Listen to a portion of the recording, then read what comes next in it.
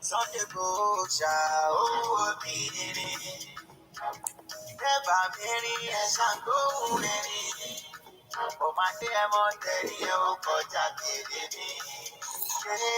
Nǹkan kì í ṣẹ̀ṣẹ̀ àgbo òòṣà. Ẹ bá ti rí oyè àgbo òòṣà. Mẹ́kù tó fi torí òòṣà. Mẹ́kù tó fi tìlù òòṣà. Nínú àwọn tó ìṣàdáni Sunday Igboho òòṣà. Akọni ọmọ. He's a legend of Àṣẹ̀yìn mẹ́ta tó lá. Pupa jẹ́gun tẹ̀rùn ẹni apátápárá òòṣà tó ń para ẹ̀ lájú bá. Ó kọjá ọkùnrin mẹ́ta, ìṣẹ́gbẹ́ ọkùnrin mẹ́sàn-án. Sunday lọkùnrin gàgà gbogbo. Ọmọ abẹ́rẹ́ mẹ́ta òòyà ayé òòrè bẹ̀rẹ̀. Ó ṣe ń fìkan gún ọ lójú, ó fìkan gún ọ lẹ́nu. Ọ̀kan tó kù ló fi kún ọ lọ́nà fún. Oníhun ẹ ọmọ aládìgún, oníhun ẹ ọmọ adé ẹmọ. Ṣébẹ́ yìí lọmọ bí adé ọmọ bẹ̀ láwẹ̀. Ọmọ òkúta mẹ́ta ó lè ṣe lójúde ọba. Bẹ́ẹ̀ni, ọkọ kọ́ mi lẹ́sẹ̀ lálọ́, ọkọ sì kọ́ mi lẹ́sẹ̀ lábọ̀. Ẹ̀kẹta nígbà tí mi ò mọ̀nà ni mo wà lálàdé àdìgún. Mo ní mo mórí adé lọ́mọ láṣẹ kí. Orí adé ọmọ aládé ṣẹ̀ṣẹ̀ fún. Ẹ̀yin lòrò olúwa fúnyán tó kún bọ̀ wá bò ṣá. Ọmọládé ládé. Ọjọ́ tálá fi òládé ó àṣẹlẹ̀ gbọ̀ngàn. Ṣèbádé aládìkún làgbà. Wọn láàfin tí bàbá dẹ̀ fi ṣọ́gà. Ọmọdé ẹmọ ọmọ aládé nìkan ọmọ ọba. Ẹ̀bà mẹ́rin ẹ̀ ṣàǹgbóhùn ẹ̀rín. Sunday go owó obìnrin. Ẹ̀bà mẹ́rin ẹ̀ ṣàǹgbóhùn ẹ̀rín. Ọmọdé ẹmọ tẹ̀lé ẹ ó kọjá kiri mi. Nǹkan kì í ṣẹ̀ṣẹ̀ àgbo òòṣà. Ẹ bá ti rí oyè àgbo òòṣà. Mẹ́kù tó fi torí òòṣà. Mẹ́kù tó fi tìlù òòṣà. Nínú àwọn tó ìṣàdáni Sunday Igboho òòṣà. Akọni ọmọ, he's a legend of our time. Ẹni kó lajú aṣọ náà, ó kọ́ àlọ́gbọ́n.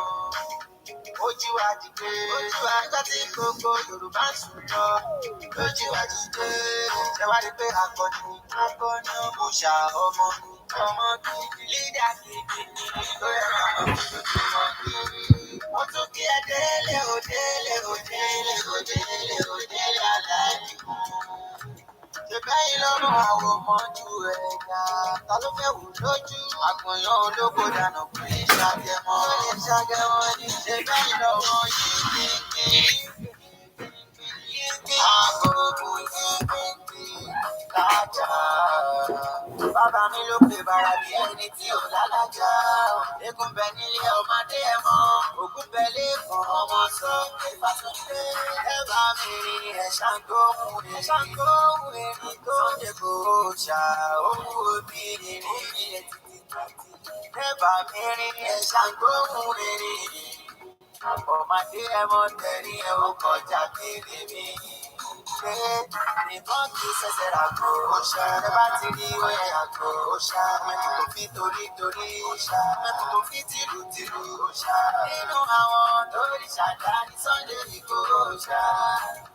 Akọni ọmọ, he's a legend of our time.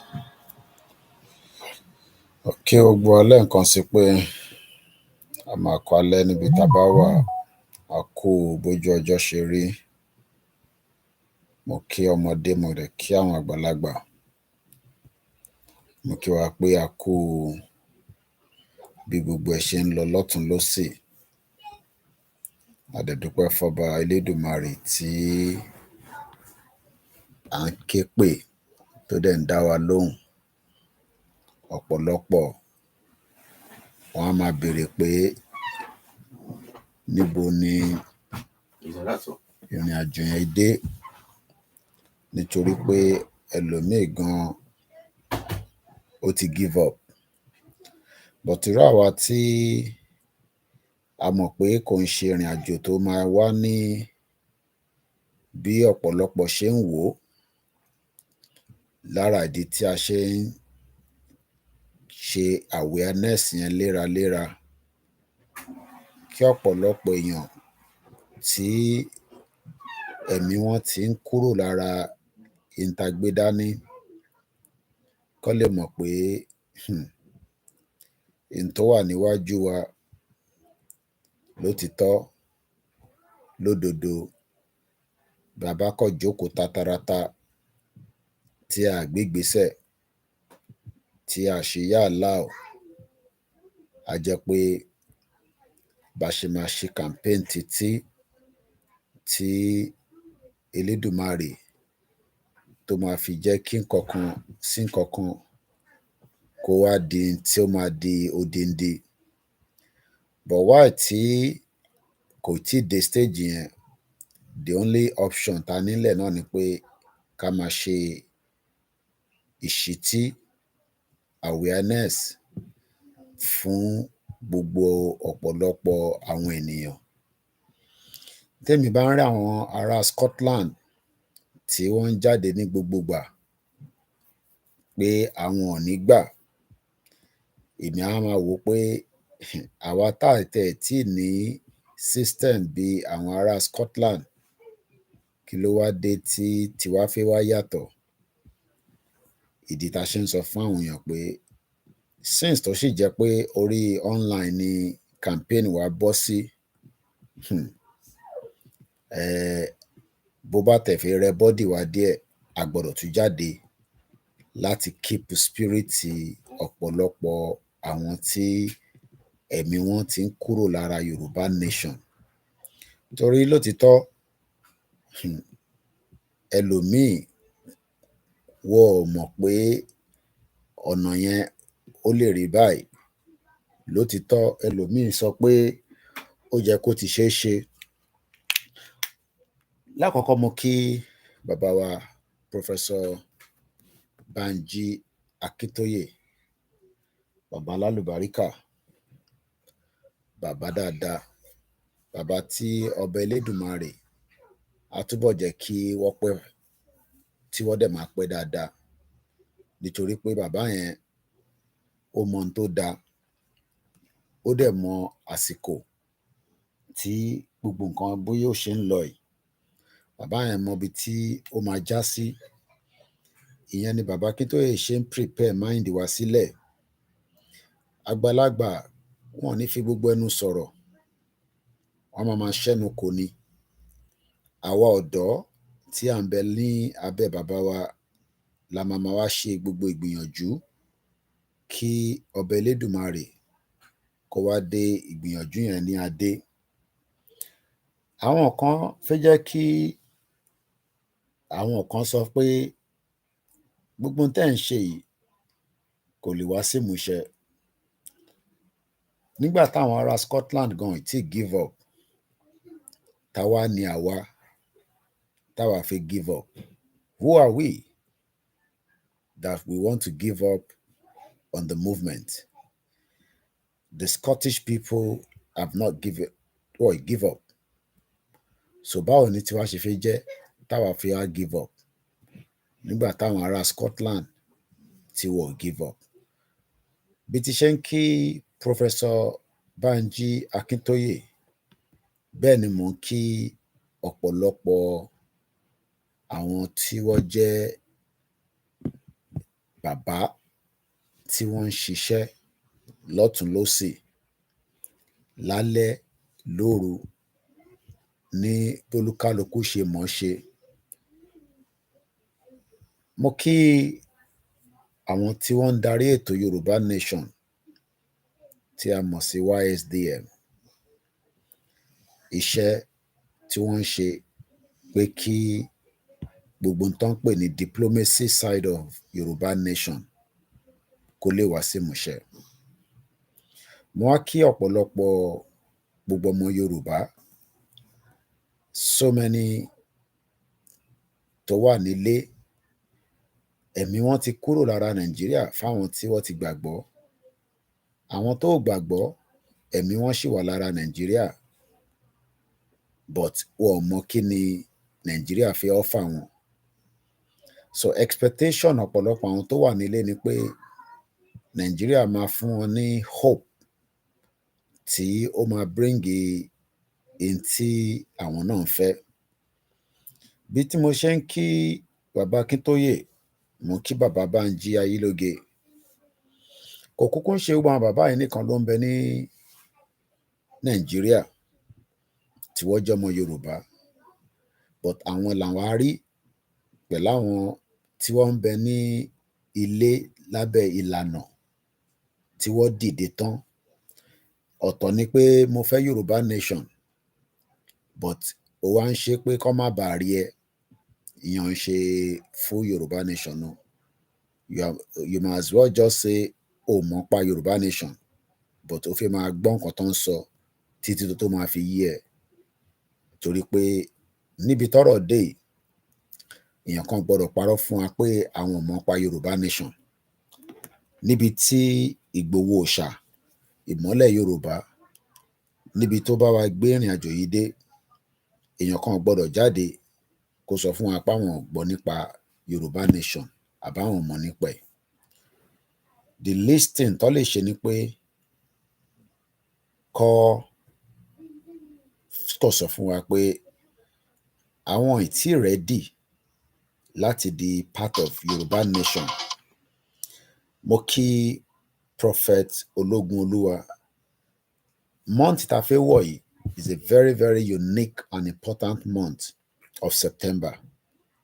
Ẹ má bínú pé ṣe rí àwa tí a jẹ́ presenter nígbà míì ara wa á fẹ́ lè sọ pé kò sí program mọ́ lénìí, but tá bá tún wo ọ̀pọ̀lọpọ̀ tó ń lọ káàkiri gbogbo àgbáyé, kò ń ṣe gbogbo wa náà lójú o. Irú àwa tí à ń follow nǹkan tó ń lọ lágbàáyé, a gbọ́dọ̀ jáde láti wá sọ̀rọ̀. Torí àìmá jáde wa, it's not good. Ó máa dàbí ìgbà tó jẹ́ pé in tá gbọ́, in tá ń rí, ó jẹ́ ká ti share pẹ̀lú àwọn èèyàn wa. Ìdí tó máa ń mú wa jáde even in the midst of pé we have other commitments. Yoruba Nation, many people do not believe it's going to come up in our lifetime. Why? It's because one entity Nigeria as a big entity tó máa difficult láti break. Ìdí tí àwọn dẹ̀ ṣe ń rí bẹ́ẹ̀ ni pé Nigeria ti wà ní ìtàn pè ní the final stage, but ó ń prove difficult pé kó break. But kò wá sí bó ṣe fẹ́ prove difficult tó. At some point, Nigeria would eventually fall apart. But it will also involve a lot of work. Ṣàrí every little space tá bá ní la gbọ́dọ̀ máa fi ṣe awareness fáwọn èèyàn. Every little space tó bá wà available la gbọ́dọ̀ máa fi ṣí àwọn èèyàn létí. Ìdí tí wọ́n ṣe sọ pé the month of September tá máa wọnú ẹ̀, àwọn kan ti wà nínú ẹ̀ báyìí. Mo ti bá Japan sọ̀rọ̀ just about few hours. Kan náà àwọn ẹ̀gbọ́n wa kan tó wà níbẹ̀, àwọn ti wà lọ́wọ́ àárọ̀ rẹpẹtẹ, tí ń lọ sọ́wọ́ ọ̀sán. Tó bá máa fi dago 12 nísìn, a máa bọ́ sí 1st of September, which is tó ń pè ní the United Nation month. There is a lot of activities tó máa wáyé nínú month tá fẹ́ mú yìí. Program tá fẹ́ bá lọ yìí ó lè má ju 2 hours lọ, but ká kọ̀ rí ọ̀rọ̀ méjì mẹ́ta tó fi ṣíra wa létí. Ọ̀rọ̀ kì í pọ̀ jù. Mo kí gbogbo ẹ̀yin tẹ́ ti wọlé. Mo sì ń kí gbogbo yín. Mo lọ bẹ́ẹ̀ mo tún kí gbogbo àwọn different platforms tí wọ́n ń gbé ìgbìyànjú pé àníṣe ìran Yorùbá ò gbọdọ̀ parẹ́. it is a lot of work. Mo wá ń kí gbogbo wa pé a kú iṣẹ́ takuntakun, kò gbọ́dọ̀ rẹ̀ wá, kò gbọ́dọ̀ sú wa. We must not hesitate láti máa bring the conscious mind of the people. Èèyàn ló difficult jù láti convince fún nǹkan tó bá máa jẹ́ nǹkan tó dáa. Èèyàn ló difficult. But tẹ́ bá ti rí wọn convince, the rest will be very very easy. At the beginning, àwọn èèyàn máa sọ pé kò lè possible, kò lè ṣeé ṣe, bó ṣe láti rí nìyẹn, nǹkan pè ní èèyàn nìyẹn. Àwa la máa sọ fún wọn pé ó possible, ó ṣeé ṣe. Ó possible yẹn, ọ̀nà wo làwọn èèyàn wá ń béèrè? Ẹni ẹ fẹ́ gba Yorùbá Nation, ọ̀nà wo lẹ fẹ́ gbà? Báwo lẹ ṣe fẹ́ ṣe tí kò ní di wàhálà? Mo ń gbọ́ program kan ní ọ̀sán yìí. Wọ́n ní ká lọ báwọn representative wa sọ̀rọ̀, pé tá bá bá wọn sọ̀rọ̀, wá gbọ́ sí wa lẹ́nu, tó bá dẹ̀ gbọ́ sí wa lẹ́nu, wọ́n ṣáà sọ gbogbo ẹ̀. Àwa Yorùbá, oríṣiríṣi ọ̀nà ni a máa ń ní láti fi bára wa sọ̀rọ̀. Ọlọ́run dẹ̀ kúkú ti dá wa dáadáa. Agree to disagree nílé ayé. Àwa kan máa agree gbọ́nà báyìí. Àwọn sọ pé no, ọ̀nà yẹn ò dáa, ẹ má yẹn ká gbabẹ̀ yẹn, ẹ jẹ́ ká lọ through nǹkan tí èèyàn bá fẹ́ lọ sí Èkó Òdùmọ̀tà. Ẹlòmíràn ní ó ṣe gba mọ́ṣáláṣí Jímọ̀ wọlé. Olúkálukú máa ń ní ọ̀nà tó lè gbà dé Èkó. Ẹlòmíràn ní ṣé wàá gba bíbá ìwọlé. Ṣé rí gbogbo àwọn representative ilẹ̀ Yorùbá tí wọ́n lè sọ pé àwọn ò gbọ́ nípa campaign Yorùbá Nation, but lọ́dọ̀ tiwọn, ọ̀rọ̀ Yorùbá Nation kọ́ ni problem tiwọn. Báwọn ṣe fẹ́ run ní government, mo rí Dàpọ̀ Abíọ́dún pẹ̀lú David Umahi. Mo ṣàrí tó jókòó sórí screen, wọ́n á ṣáà show screen, wọn náà fẹ́ ṣe títì. À ń sọ̀rọ̀ pé tí Dàpọ̀ Abíọ́dún bá ṣe tán, òun náà tún sá lọ jókòó sí Senate bíi olórí gogoro Ìbùkúnlé Amúsùn. So at the end of the day, àwọn á di governor tán, wá sá lọ, wá fi àwa tó kù sílẹ̀ nínú state. Àwọn máa gòkè, àwa máa wà lójú kan. So kí wá ní wàhálà tí àwa wá ń sọ pé ẹ jẹ́ ká come out of Nigeria. Mo ṣì ń kí gbogbo yín lọ ná. Mo fẹ́ rán wa létí pé the month of September, oṣù tó tún máa dá ní lágbára Elédùmarè. Oṣù tó máa dá fún wa, tó máa dá fẹ́mi. Lákọ̀ọ́kọ́, ọ̀pọ̀lọpọ̀ nǹkan ló ń bọ̀, especially àwọn bàbá wa ní ìlú Amẹ́ríkà, tí wọ́n ń jẹ́ ká mọ̀ pé ariwo tá à ń pa kò sáriwo kan tó kéré o. Ṣé rí eléyìí tí mò ń ṣe nísìn, bí ṣe ń ṣe yìí, ó ti wà lock.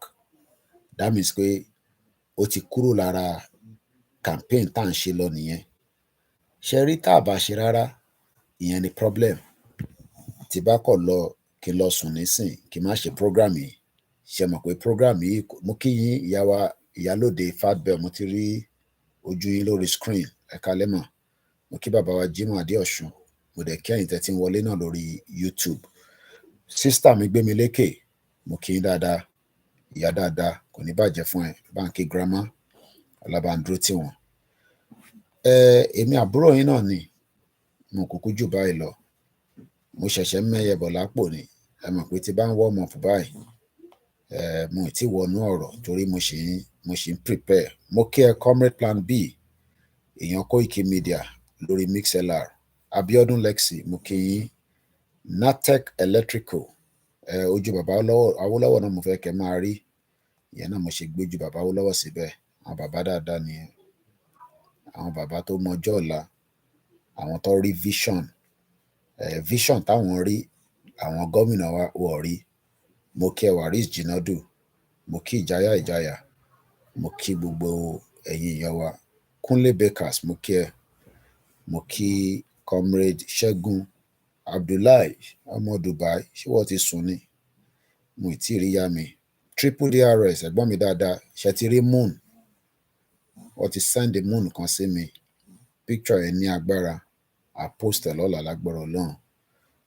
Kọ́lọ̀ ń jẹ́ kí oṣù, ṣé kí ló máa ń pe moon ní èdè Yorùbá? Ìràwọ̀ kọ́ nìyẹn àbí náà ní tẹ̀mọ̀ ṣàmọ̀. Mo kí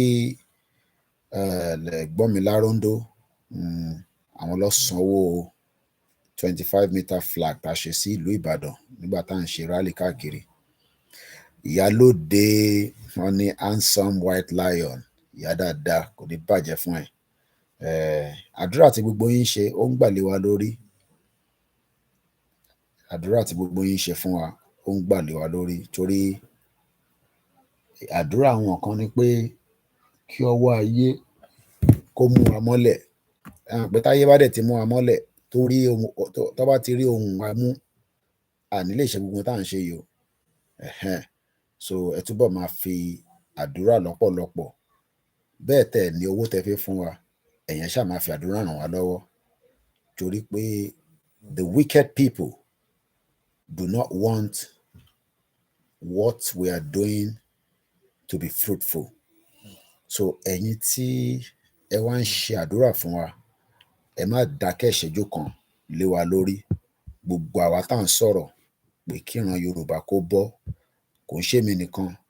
Mo kí bàbá wa Aloko James, ẹ má fi àdúrà sílẹ̀. Ẹlòmíà ní Kóìkì mò ń lówó, ọ̀rọ̀ owó kọ́ là ń sọ nísìn.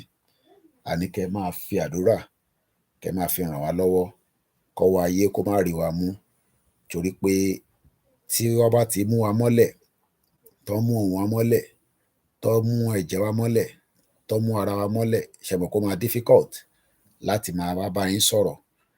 Ọ̀rọ̀ táwa dẹ̀ ń sọ kò tako èyí tí wọ́n ń ṣe lọ́wọ́lọ́wọ́ nílùú Nàìjíríà. Ọ̀rọ̀ táwa kàn ń sọ ni pé Nàìjíríà tá a rí lánàá kò ní sí ìyàtọ̀ in the next 30 years tá a bá wà níbẹ̀. So gbogbo platform náà ni a ti wà live. Ẹ̀yin kan máa rí ojú wa, ẹ̀yin kan bàbá Awólọ́wọ̀ nìkan lẹ̀ ń rí. Ojú bàbá Awólọ́wọ̀ náà tó láti máa rí. Ẹ jẹ́ ká accept bí a ṣe ṣe kámẹ́rà yẹn lálẹ́ yìí. Mo kí gbogbo wa lẹ́ẹ̀kan sí. Níbo ni mo ti fẹ́ bẹ̀rẹ̀? Mo kí ẹ Triple DRS ẹ̀gbọ́n mi dáadáa. Gbogbo ẹ̀yin tí ara Woolwich, ọ̀gẹ̀dẹ̀ mẹ́ta lọ́dọ̀ tí yín, mọ̀ mẹ́ta ni. Ọ̀gẹ̀dẹ̀ mẹ́ta lọ́dọ̀ tí wa, ó sì jẹ́ £2.50. Mo wá dúpẹ́ lọ́wọ́ gbogbo ọmọ Yorùbá, torí pé iṣẹ́ tá a ṣe débi báyìí, tí kò bá ń ṣe ọlá Elédùmarè, ọlá Ànábì Muhammad, ọlá what God cannot do does not exist, wá ti gbé wa ṣubú. Kódà jẹ́ kí ọ̀rọ̀ Yoruba Nation kó débi tó dé yìí. Ẹ jẹ́ ká kọ́kọ́ gbọ́ èlé mò ń bọ̀.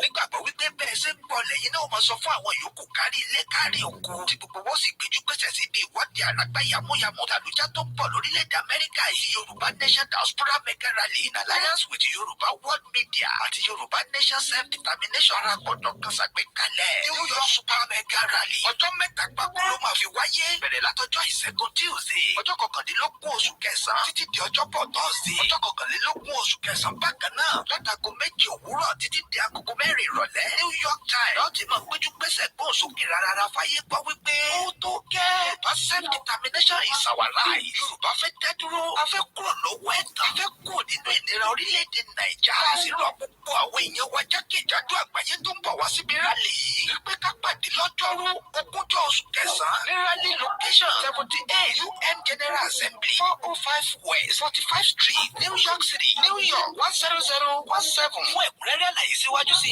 tàbí fún ọ̀kan ọ̀jọ̀gbọ́n ìbéèrè tẹ́ bá ní ẹ̀kan sí wa látòrí èyíkéyìí wẹ́bsáìtì yìí www.megarally.org tàbí www.yorubaworldmedia.com ó sì lè jẹ́ www.ysdm.org.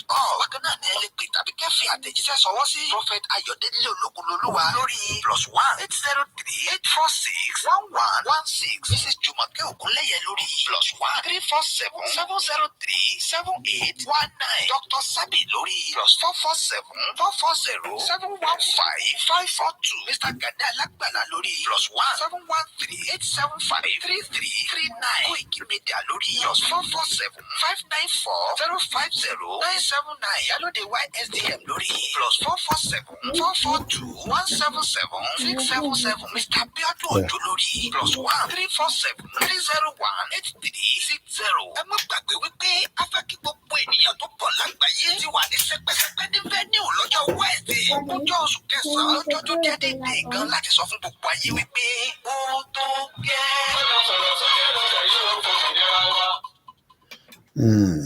So àwọn ní rally tó ń bọ̀ ṣe rí rally yẹn ẹ̀yin tẹ́ wà nílùú Amẹ́ríkà ṣe rí month of September month tó important gan fún United Nations ni Moki Aziz shalom to my brother ṣe rí month of September is a big month.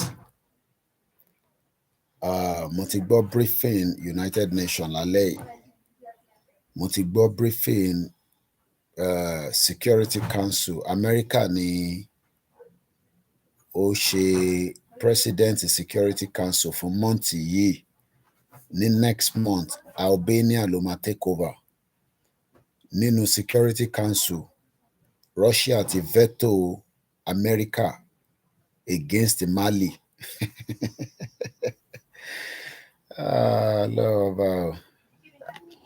Mo ti gbọ́ General Secretary Anthony Guterres ó ti sọ̀rọ̀ ní New York ní nǹkan bíi aago 12 time tí wọ́n lọ́hùn ó ń lọ sí Kenya láti Kenya ó máa lọ sí Cuba ó ń lọ sí G20 ní India ló máa host G20 so orí Koikimedia ní international media tí mo máa fún yín ní gbogbo update tẹ́ni láti gbọ́ yẹn so mo ń wo bí tí a ti fẹ́ bẹ̀rẹ̀ ètò talẹ́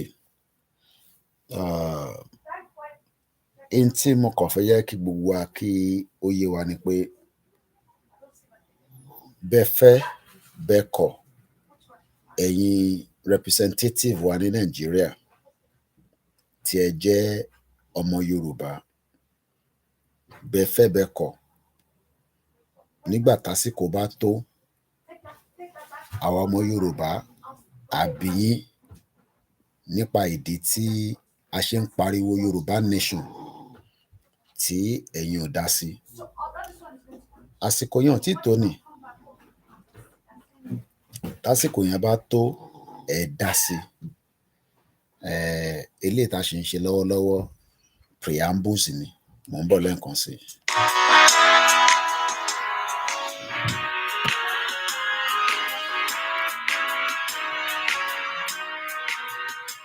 Iṣẹ́ wa fún ẹwà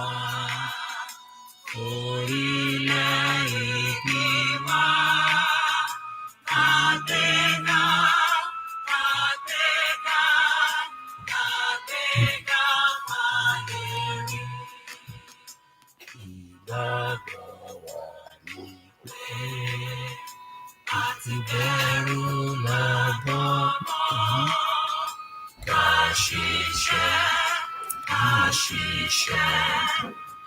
ṣiṣẹ́ ká jọlá ìṣọ̀kan àtòmìnira ni ẹ jẹ́ ká máa lépa tẹ̀síwájú fọ́pọ̀ ire àtòhun tó dára.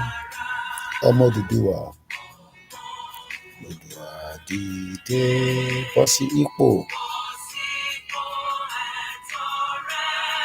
ìwọ ni ìmọ́lẹ̀ ògo adúláwọ̀.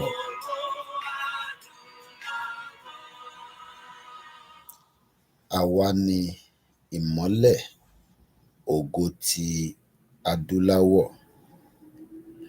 Mo kí ọba Elédùmarè, ọba tó ni wá, ọba tó dá wa, ọba tó ní ẹ̀mí tó ń bẹ lára wa. Ìgbà tó bá dẹ̀ wù ú, bó bá ṣe wù ú, a máa fẹ̀mí yẹn dárà lóríṣiríṣi ọ̀nà.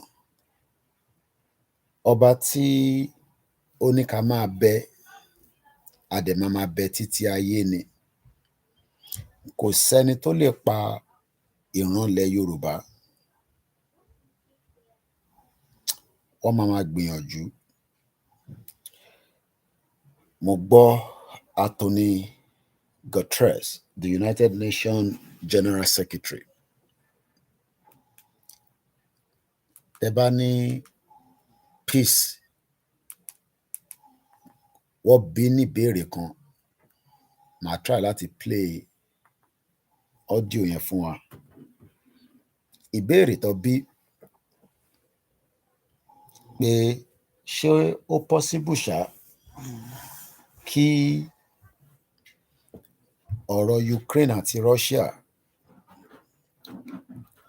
kó ní solution. Ó ní kò possible.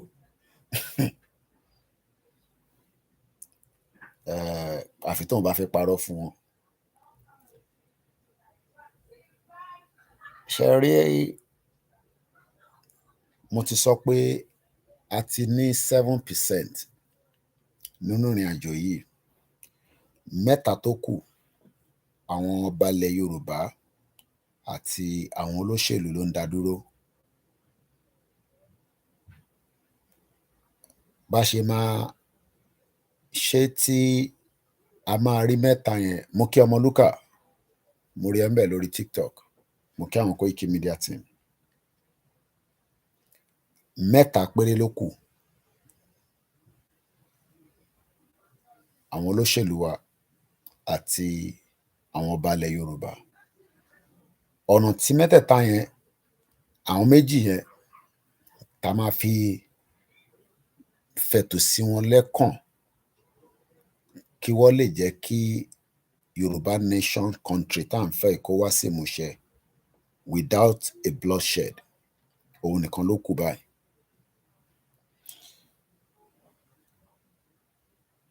Ẹ gbọ́ mi lẹ́ẹ̀kan sí, ìrìn àjò tá wà yìí, a ti wà ní 7%. 3% ló kù.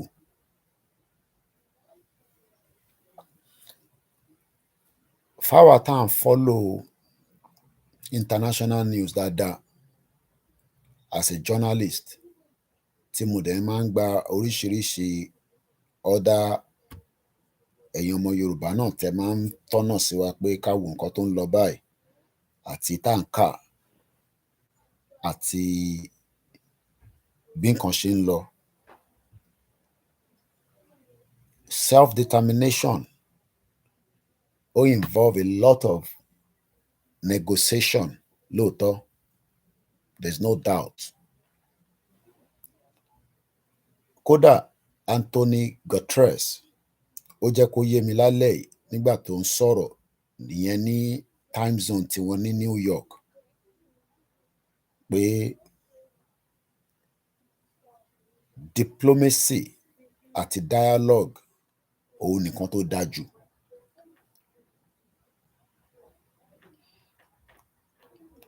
Gbogbo ọmọ Yorùbá tó kàwé gan, tí wọ́n bá sọ pé kí ló ń pè ní dialogue àti diplomacy, tó bá tú ní èdè Yorùbá dáadáa fáwọn tó gbọ́ èdè, wọ́n á mọ̀ pé lótìítọ́ lódodo òun náà lọ̀nà. Bó ṣe mọ̀ pé láàárín mọ̀lẹ́bí gan, tí gbogbo wa tí a jẹ́ family kọ̀ọ̀kan, àtẹni tó jọ́mọdé, àtẹni tó jẹ́ àgbàlagbà, gbogbo wa bí a ṣe wà báyìí láwa tá fẹ́ gbọ́ lálẹ́ yìí, àtẹni tó máa tún gbọ́, gbogbo wa la wá láti ìdílé kan. Mo ò dẹ̀ rò pé láti ayébáyé títí débi tí làákàyè wa dé lénìí, ìdílé kan ò tíì go through problem kan tí wọ́n máa wá pe àwọn mọ̀lẹ́bí dìde pé báyìí má ṣẹlẹ̀. Ṣé wá mọ̀ pé níbi tó bá ti ń pẹ̀tù sínú ọkàn irú ìjókòó tí wọ́n bá pe olúkálukú fún àwọn mọ̀lẹ́bí kọ̀ọ̀kan,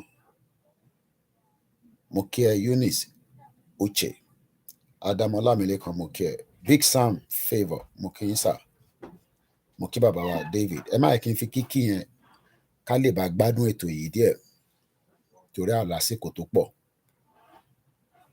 so ẹ má bínú, ká tó parí ètò máa kí yín dáadáa. Lọ́pọ̀lọpọ̀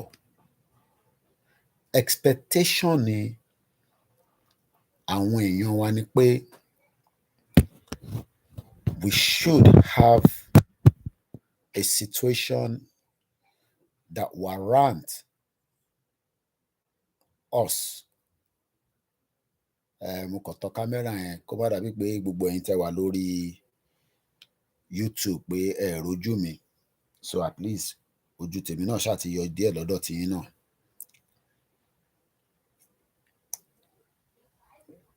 Reason mo ṣe ń wọ glasses ni pé kí n kàn fi máa monitor comment ni, so but not really needed.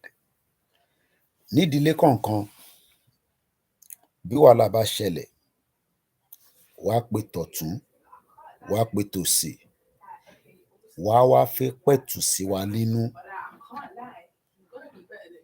láti lè ṣe kíni, láti lè jẹ́ kí ìdí tí wọ́n ṣe pè irú ìjókòó bẹ́ẹ̀ kí peace lè wà.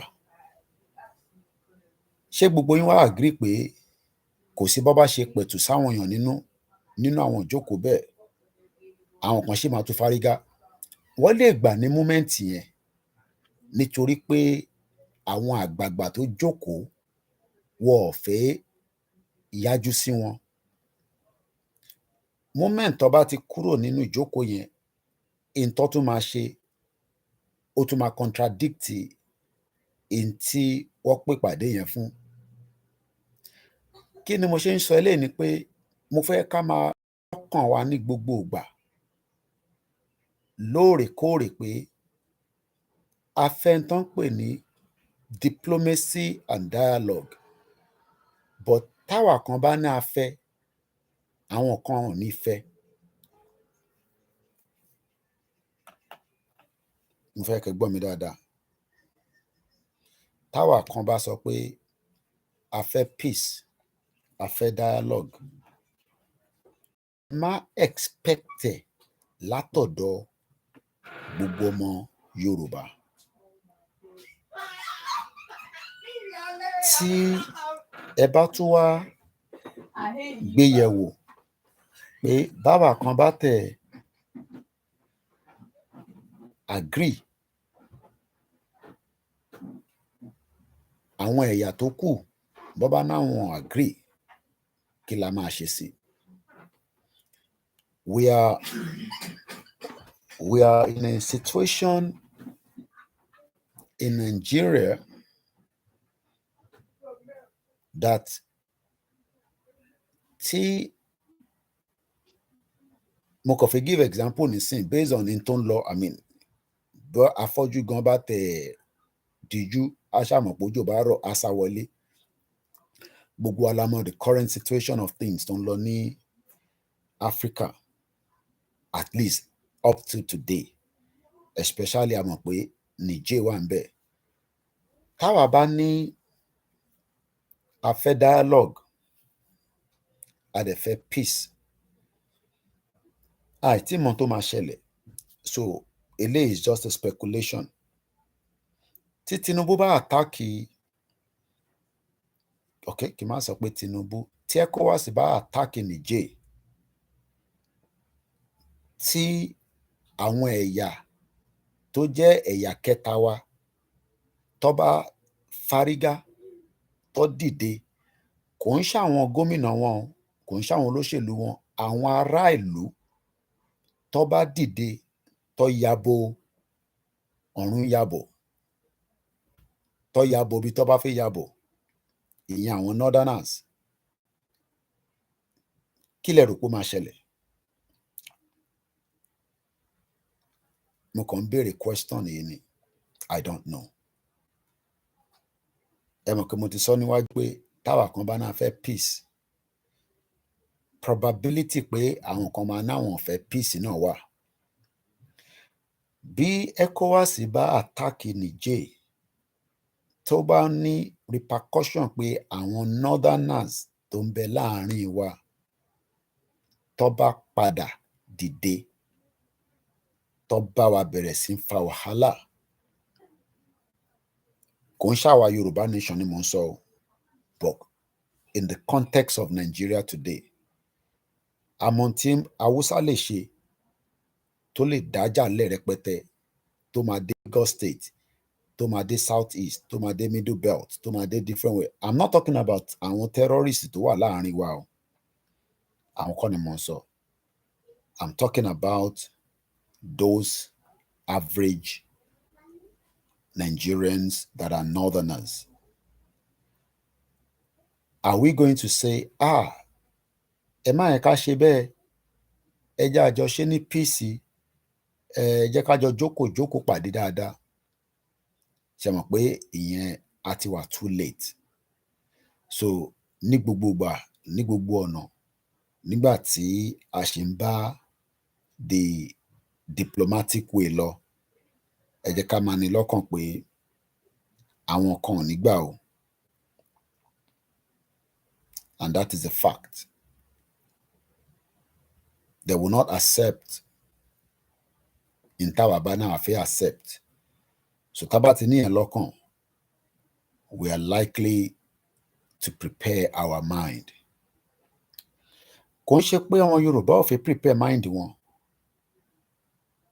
kò ń ṣe pé bíi tìjà kan là ń sọ yìí, but preparing our mind for the worst case scenario, òun ló ṣì ń fún ọmọ Yorùbá ní concern. Ọmọ Yorùbá ò fẹ́ situation tí ó máa warrant pé kí wàhálà bá lọ dé, báwo la ṣe fẹ́ yanjú ẹ̀? Ọ̀rọ̀ tá à ń bá lọ lórí campaign Yoruba Nation,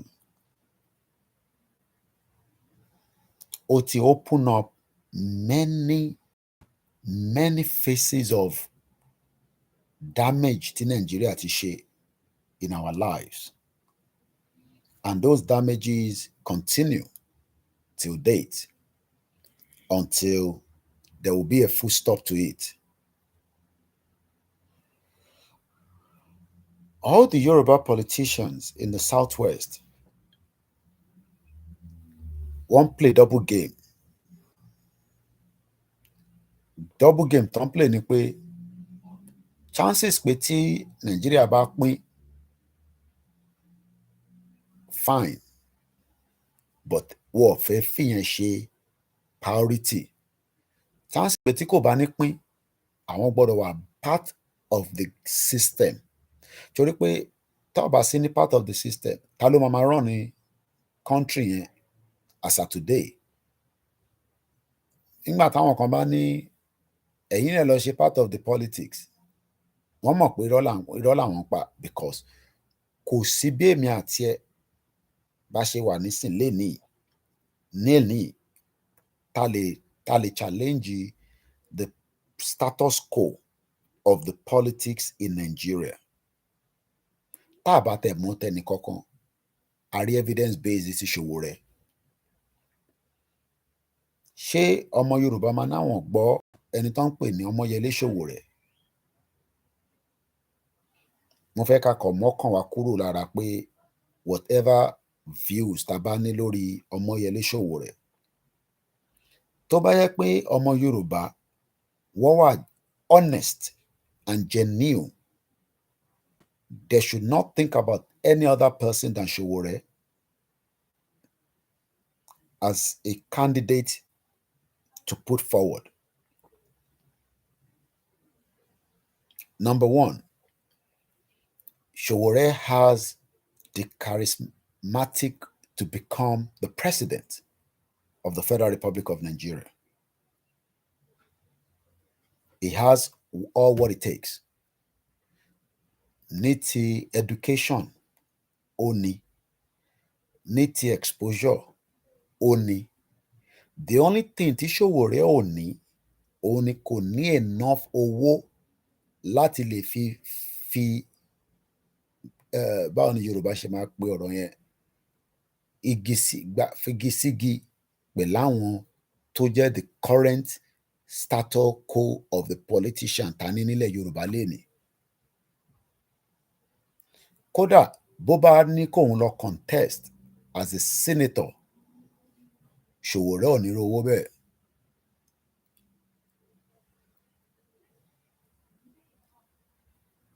Ẹ gbọ́ mi dáadáa.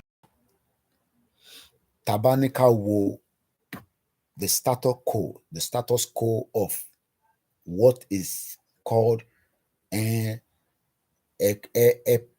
jẹ́ ká plead pẹ̀lú àwọn politicians wa, ẹ jẹ́ ká negotiate pẹ̀lú wọn, ẹ jẹ́ ká discuss pẹ̀lú wọn.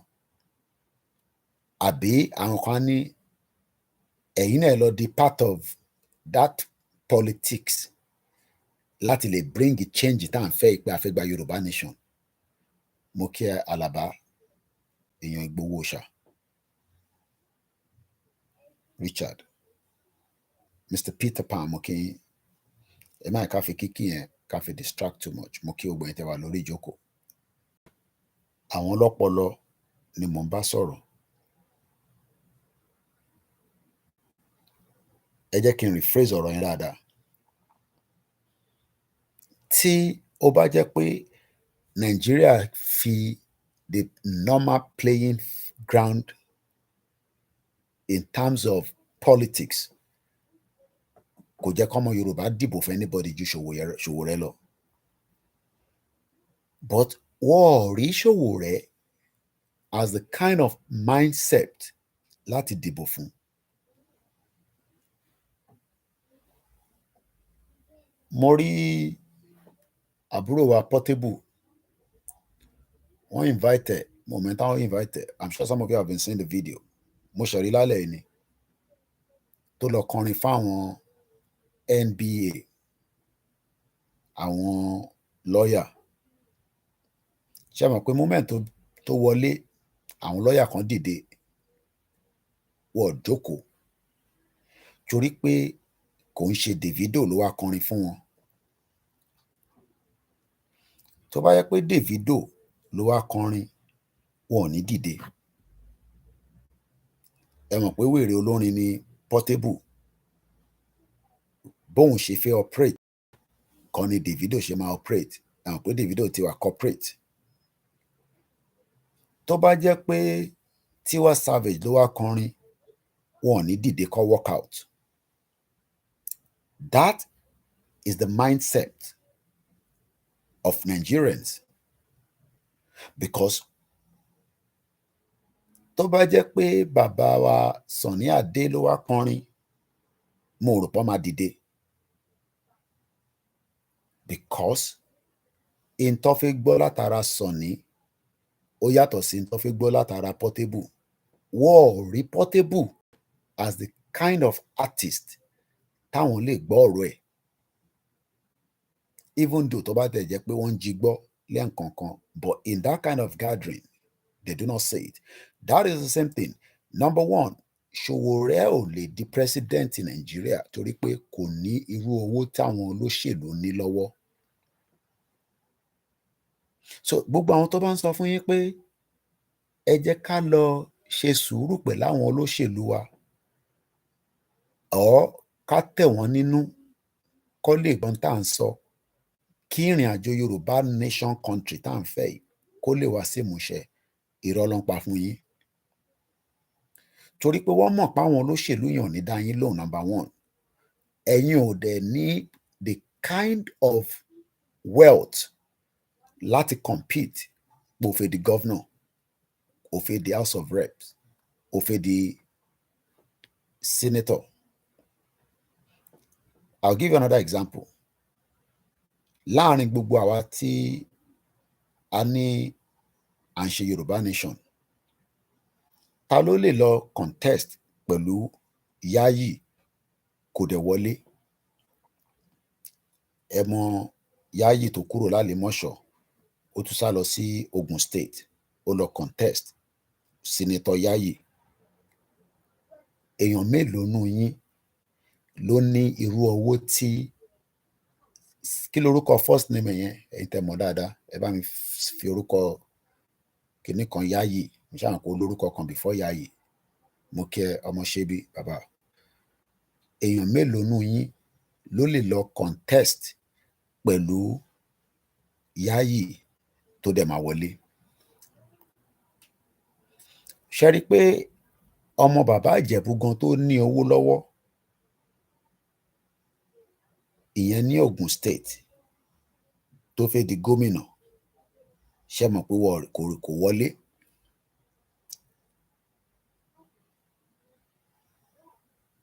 Àwọn tó lówó nìyẹn. Ṣé rí politics Nàìjíríà kò dàbí politics ìlú òyìnbó níbí báyìí. Tí bá contest nílùú yìí as a councillor or MP, it will be on merit. Wọ́n máa wo kí ni mo ti ṣe ní community mi. From that, wàá lè wá sọ pé okay, lára iṣẹ́ tó ti ṣe, ó wọ̀tẹ̀ pé ká fi ẹ́ jẹ local government councillor. So the term pé à ń fẹ́ Yorùbá Nation, mo kí ẹ Azeez,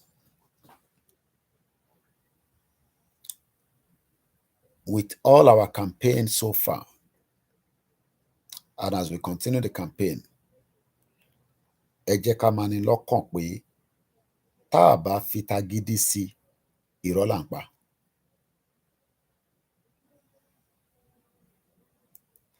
It will take longer than we want this nation.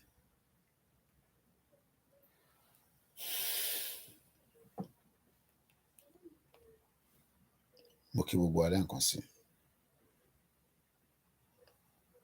Ẹ gbọ́ mi dáadáa lẹ́ẹ̀kan sí. Tí a bá tagídí bọ̀, irú agídí tá a bá fẹ́ tì bọ̀ yẹn, olúkálukú lè break it down bó ṣe wù yín. Ẹ rí gbogbo àwọn speaker yín láti Ọbaṣá tó ń bẹ ní Lagos State, òun mọ orúkọ ẹ̀ dáadáa, Ofed, títí dé Kwara, Kogi, Ondo, Èkìtì, Ọ̀ṣun, Ogun State àti Lagos. Their job ni pé demand táwa ń sọ pé a fẹ́ yìí, wọ́n gbọ́dọ̀ pè wá sórí ìjókòó,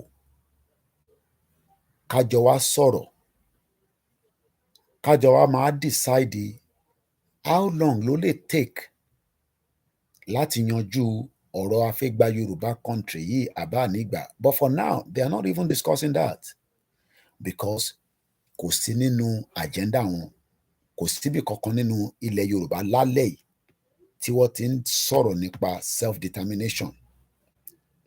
Kódà kò tí ì sẹ́nì kankan tó propose a bill for it. Àpàlàmàgò TV, mo kí ẹ̀gbọ́n mi. So tí wọ́n bá wá expect pé peace yẹn nìkan la kàn máa lò tí a fi agídí sí, that means pé àwọn tí wọ́n jẹ́ representative wa, à ń fún wọn ní the leverage, opportunity láti remain in that power until they are ready. Àwa là ń sọ fún wọn pé ó dìgbà táwọn bá ready. Ìgbà wo ló fẹ́ ready? Èmi àti ẹ nísìn àmọ́. And this is why our projection of pé a fẹ́ kúrò ní Nàìjíríà kò gbọ́dọ̀ dúró lórí pé orí small ṣẹ́rí mo sọ fún yín gbogbo campaign wa lórí Yoruba Nation lórí social media gbogbo wa pátápátá àtèmi àti ìwọ gbogbo wa pátápátá látòkè délẹ̀ 3% ni gbogbo campaign tá à ń ṣe is 3%. The only campaign tá a máa ṣe tó máa fún wa ní visibility òun ni ká wà lójú títì asking for the right to self-determination. If we are not doing enough of that, as the United Nations rally is coming up again, we are not telling the world truly that we are ready to go. What we have done so far in 2 years, as some might say, we don't need it anymore.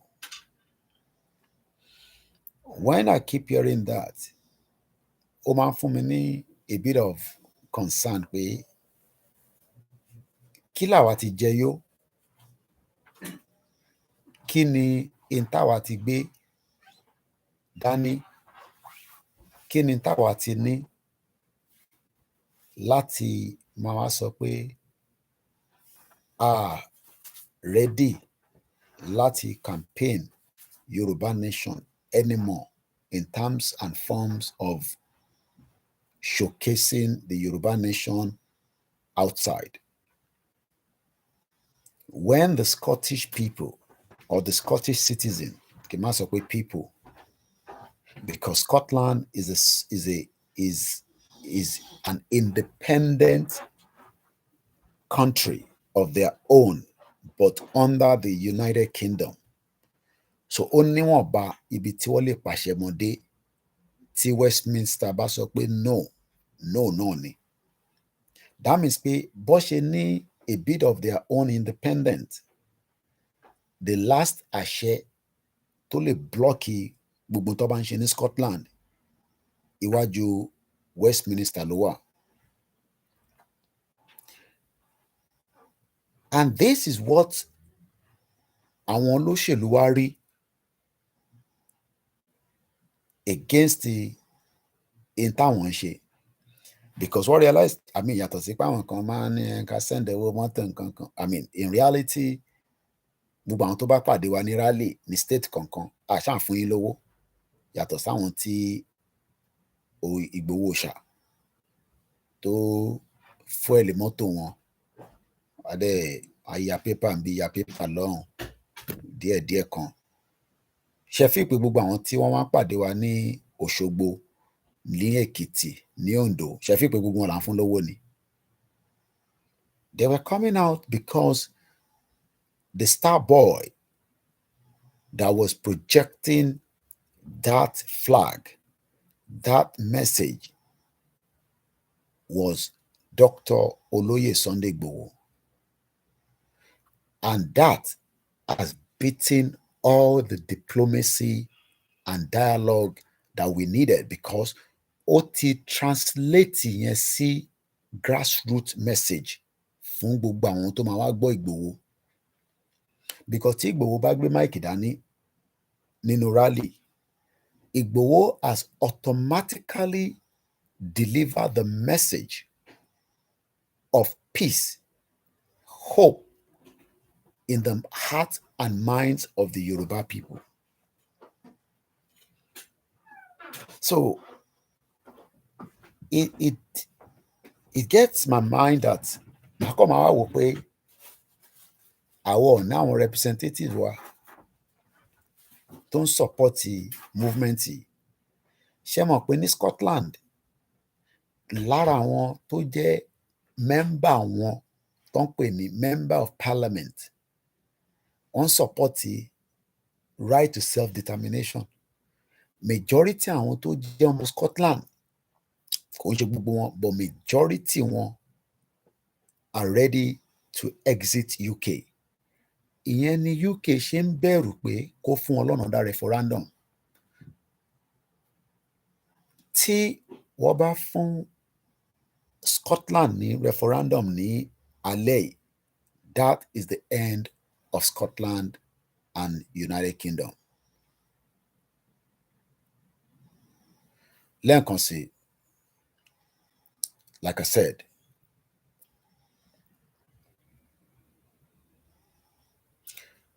tí wọ́n bá fún Scotland ní power pé kó dìbò referendum,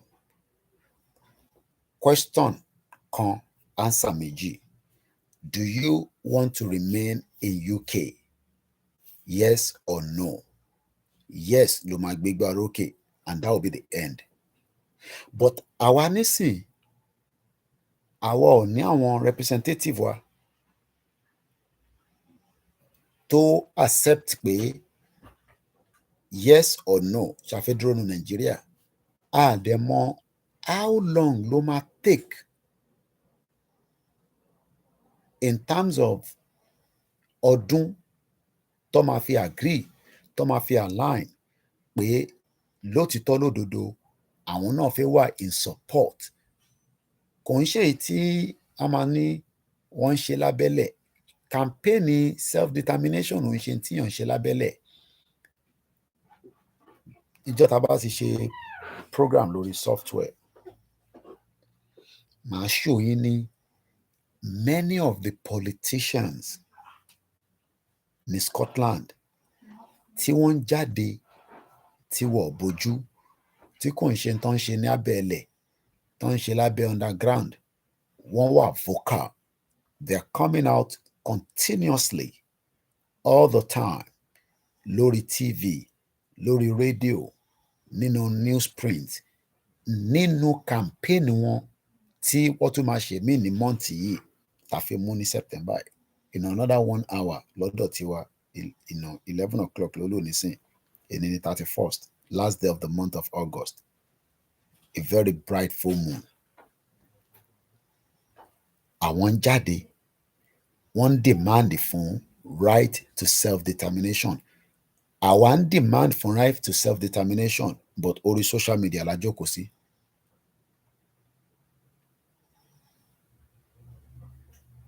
Ṣé mọ̀ pé tó bá yẹ pa rí senator méjì, House of Rep mẹ́wàá within all the Yoruba state, ṣé mọ̀ pé àwọn lọ́tún máa jẹ́ mouthpiece wa?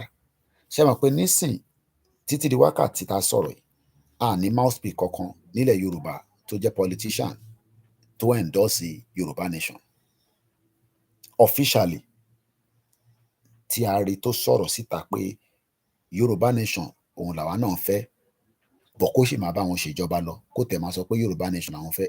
Títí di bá ṣe ń sọ̀rọ̀, títí di wákàtí, àìtí rí ọmọ Yorùbá kankan tó jáde tó declare, tó fi ẹ̀dùn ọkàn ara ẹ̀ hàn, àfi bí àwọn ní wọ́n sọ ní abẹ́nu yàrá, wọ́n sọ ní kọ̀rọ̀, wọ́n á sọ lórí fóònù fáwọn kan, but nobody. Ẹni tó bá dẹ̀ sọ pé ó wà, ẹ send the video ẹ̀ àbí picture wọn sí mi.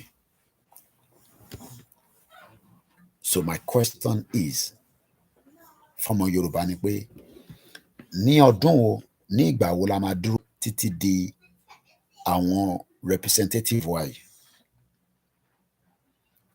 Wọ́n ní ká lọ dialogue pẹ̀lú wọn. Tá bá dialogue pẹ̀lú wọn, ṣe assume pé wọ́n máa dáhùn yín lóhùn lórí dialogue? Let's be honest. Ṣe feel pé àwọn representative wa nílẹ̀ Yorùbá lálẹ́ yìí wọ́n máa dáhùn tá bá ní ká jọ jókòó sórí table? Because tá bá máa dáhùn látọdún mẹ́ta tí kò ń ṣe pé wọ́n make a communication pẹ̀lú wọn either directly or indirectly, Let's even say there was never been a communication directly. Indirectly, kò sí olóṣèlú kan nílẹ̀ Yorùbá tí kò tí gbọ́ pé wọ́n ń ṣe Yorùbá Nation, pé wọ́n campaign. Kò yé wọn, gbogbo yẹn irọ́ ni. But for the fact that pé wọ́n tẹ̀ gbọ́ pé wọ́n náà ń ṣe Yorùbá Nation, àwọn gan ló yẹ kó pè wá pé ẹ̀yin tẹ́lẹ̀ ń campaign fún Yorùbá Nation yìí, ẹ jẹ́ ká jọ jókòó, ìjókòó inú kọ̀rọ̀, inú meeting, ká jọ wo internet campaign lé lórí, ká jọ gbé yẹ̀wò lọ́tùn lósì. But they don't want to do that. Ìdí tó dẹ̀ ṣe bẹ́ẹ̀ ni pé interest wọn ò láì lórí self-determination. So if anybody bá sọ fún yín pé olóṣèlú kan ó máa bá yín dialogue, irọ́ ló ń pa fún yín. It's part of the time wasting. Nítorí pé wọ́n mọ̀ páwọn olóṣèlú yẹn wọ́n ò lọ síbẹ̀ láti wá dialogue pẹ̀lú àwa pé a fẹ́ self-determination. Kódà shock absorber gan ló jẹ́ fún wọn pé à ń pariwo self-determination, because self-determination tá pariwo òun ló bẹ̀rẹ̀ sí mú ẹ̀mí àwọn ìkan ṣí kúrò lára politics tó ń ṣe ní Nàìjíríà lénìí, even if it's just 1%. But in a normal setting, we should be sitting down and be having a roundtable discussion. Kí ló ń pè ní roundtable discussion? Ó dà, ẹ wá sọ tẹ́ fẹ́, a lọ síbẹ̀, a sọ, wá take note, wá know that tó bá ti di oṣù mẹ́ta àbọ̀sẹ̀ mẹ́rin, ẹ padà wá, a tún lọ discuss the same thing. But in tó ń ṣe ni pé deliberately, they are not prepared for such, because in táwọn fẹ́, òun kọ́ làwa fẹ́. In táwọn fẹ́ ni pé wọ́n fẹ́ keep status quo, láti keep gbogbo wa sínú Nàìjíríà as much as they can. And they are doing that with every means possible. Kí ni means tó fi keep wa together, tó fi keep wa sínú Nàìjíríà? Òun ni pé àwọn ni representative gbogbo ọmọ Yorùbá nínú Nàìjíríà lénìí, ìyẹn àwọn Yorùbá politician, àwọn ni representative wa. And at no point, if you think that they will change within the next 8 years, we are all lying. Kódà bí Tinubu bá ṣe tán as the president of that contraction, I can assure you that ọmọ Yorùbá mi á tún dìde láti fi continue ibi tí Tinubu gbé dé. Even tí kò bá tẹ̀ ní wait, the least thing tó máa ṣe ni pé a lọ farẹ̀ sílẹ̀ fáwọn north láti sacrifice wa again, just like bí Tinubu ṣe sacrifice wa nísìn. Because Tinubu sacrifice wa lòun ṣe ń jọrọ ẹ̀ nísìn. Ọmọ Yorùbá mi tún ready láti ṣe another sacrifice tó lè last another 16 years, because tí ìjọba yìí bá ti bọ́ lọ́wọ́ Tinubu nígbà tó bá parí ẹ̀, ó máa take 16 years kó tó padà sílẹ̀ Yorùbá.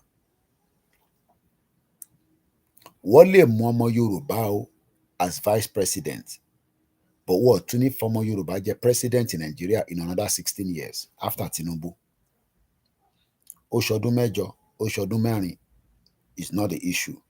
But kò ní ever to sí ọmọ Yorùbá kan tó máa di president in Nigeria àfi tí ikú bá dé fún president tó bá mú wá. bí ó ṣe ṣẹlẹ̀ pẹ̀lú Yar'Adua àwọn náà tó dẹ̀ nígbà torí pé wọ́n sì ń sọ pé àwọn ò lo tenure wọn tán nígbà tí Yar'Adua tó kú nítorí pé Jonathan ló take over. Ìyẹn ló ṣe ń pè ní rotational system. Ìyẹn ló ṣe ń rotate ẹ̀. They rotate the power. Bó ṣe wá ń rotate power yẹn, ṣe mọ̀ pé wọ́n ka àwọn ọmọ Igbo mọ́. That is another problem of its own. Ṣẹ́rí Nelson Wike, the former Rivers State governor tó ti di FCT minister, ó ń play very very dangerous game kan nísìn. Ẹ bèrè lọ́wọ́ mi pé irú game wo ló ń play. Ó ń play the same game tí Ọbásanjọ́ play pẹ̀lú the late Bọ́lá Ìgè. Ṣé mọ̀ pé Ọbásanjọ́ àti Bọ́lá Ìgè, they are not in the same political party. Ṣé rí Wike, game tí Wike ń play lọ́wọ́lọ́wọ́, géèmù kàlòkàlò ni, but it's a very very deadly game because Wike kò tí ì sọ fún yín pé òun ò ṣe PDP mọ́. Wike is still a full member of the PDP but working under APC. Kò sírú ẹ̀ rí, a fi ń dárúbà lọ́rọ̀ ni. Ẹ̀yin Yorùbá náà lẹ ní kò sí tó ń bọ̀ lókè tílẹ̀ ò gbà. Báwo la ṣe fẹ́ ṣe, ọ̀nà wo la fẹ́ gbà nígbà tó bá yá olúkálukú á ní better understanding pé dialogue tí United Nations gan náà ń wà wọ́n ò lè rí látọ̀dọ̀ Ukraine àti Russia bí nǹkan ṣe ń lọ yẹn. Mo kẹ́ African wahala. Bí ṣe sọ fún yín, kò ní ever sí peace in anything called dialogue. Kò sí. Kí lẹ rò pé China àti UK after 5 years wọ́n ṣì ń try láti yanjú aáwọ̀ tó wà láàárín wọn. Mo sọ fún yín láàárọ̀ yìí lórí ètò tá a ṣe láàárọ̀ yìí.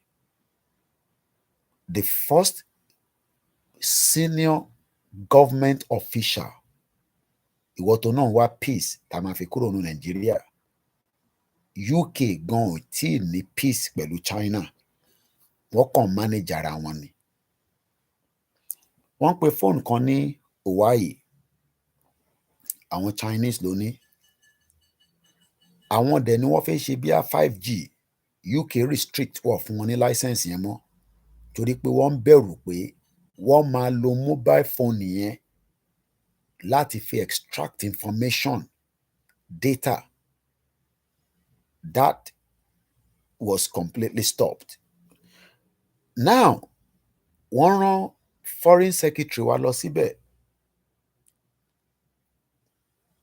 kó lọ sí China. Bó ṣe lọ yẹn kò mí pé aáwọ̀ tó wà láàárín China àti UK ó ti wá tán. Kò mí pé wọ́n ń ṣe trade, wọ́n sì ń ṣe trade, wọ́n sì jọ ń so ìyẹn mo fẹ́ kó máa yé ọmọ Yorùbá tẹ́ bá ń sọ pé gbogbo ẹ̀ náà la máa fi ṣe dialogue, la máa fi ṣe peace.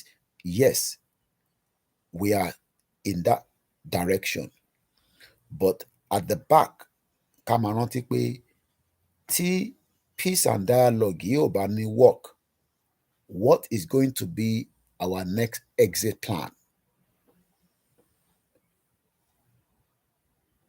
And many people know that the exit plan might be a very tough decision between, kò ń ṣe pé a fẹ́ ja gídígbò ni mò ń sọ nísìn.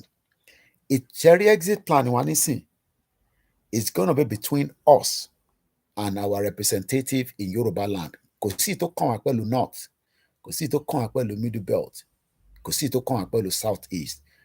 Àwa àti àwọn representative wa, we must come together and sit down and decide the future of that particular territory. If not, tó bá dé stage kan, kò ní síbi tí aáwọ̀ ní wà láàrin àwa àtàwọn. Ìdí tí kò tí ì sí nísìn ni pé we are still in the hope that maybe another 3 years or 4 years, maybe another 8 years, they will come and talk to us. But for the fact that pé a ti gbẹ́nulé a fẹ́ kúrò ní Nàìjíríà, ẹ má rò pé a ní for the fact that a ti gbẹ́nulé a fẹ́ kúrò ní Nàìjíríà, má rò lọ́kàn rẹ pé ìyẹn ò ní jẹ́ ọ̀rọ̀ tí kò ní wáyé mọ́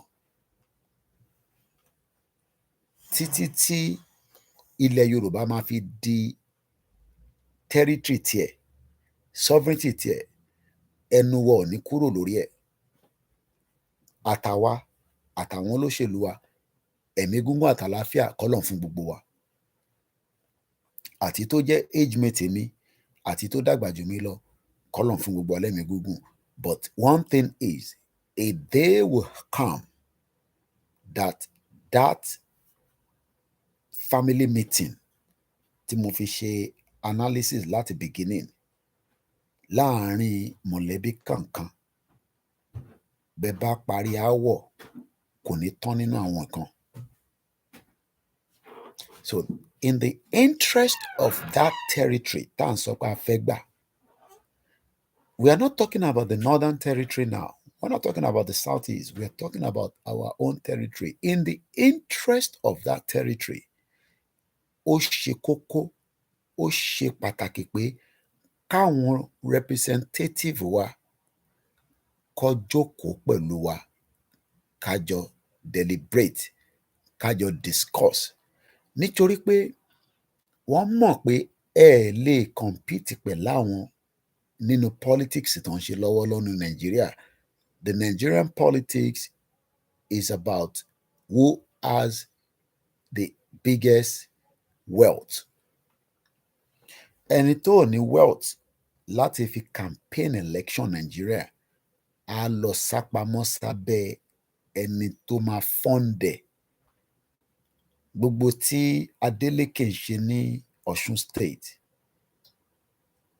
ẹni tó fund ẹ̀ lára inú family wọn náà ni. Òun kọ́ ló lówó tó gbé sílẹ̀. I don't think maybe some of you know that. I'm talking about the Ọ̀ṣun State governor nísìn.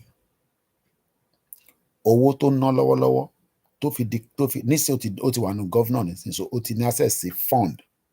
But owó tí Adeleke fi ṣe campaign Ọ̀ṣun State as a governor, òun kọ́ ló lówó yẹn.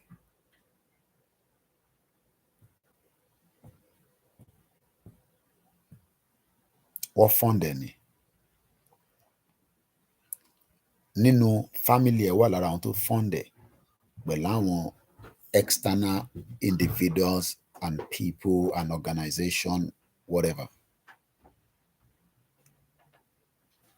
Now, ìwọ tó ń gbọ́ mi nísìn, do you think that Adeleke bá ṣe 8 years tán, kọ́lọ́n fún lẹ́mìí gígùn kó fún ṣe, kó tún Ọ̀ṣun State ṣe fún wa, hospital wa, education wa, kí security wa, even if we are still in Nigeria?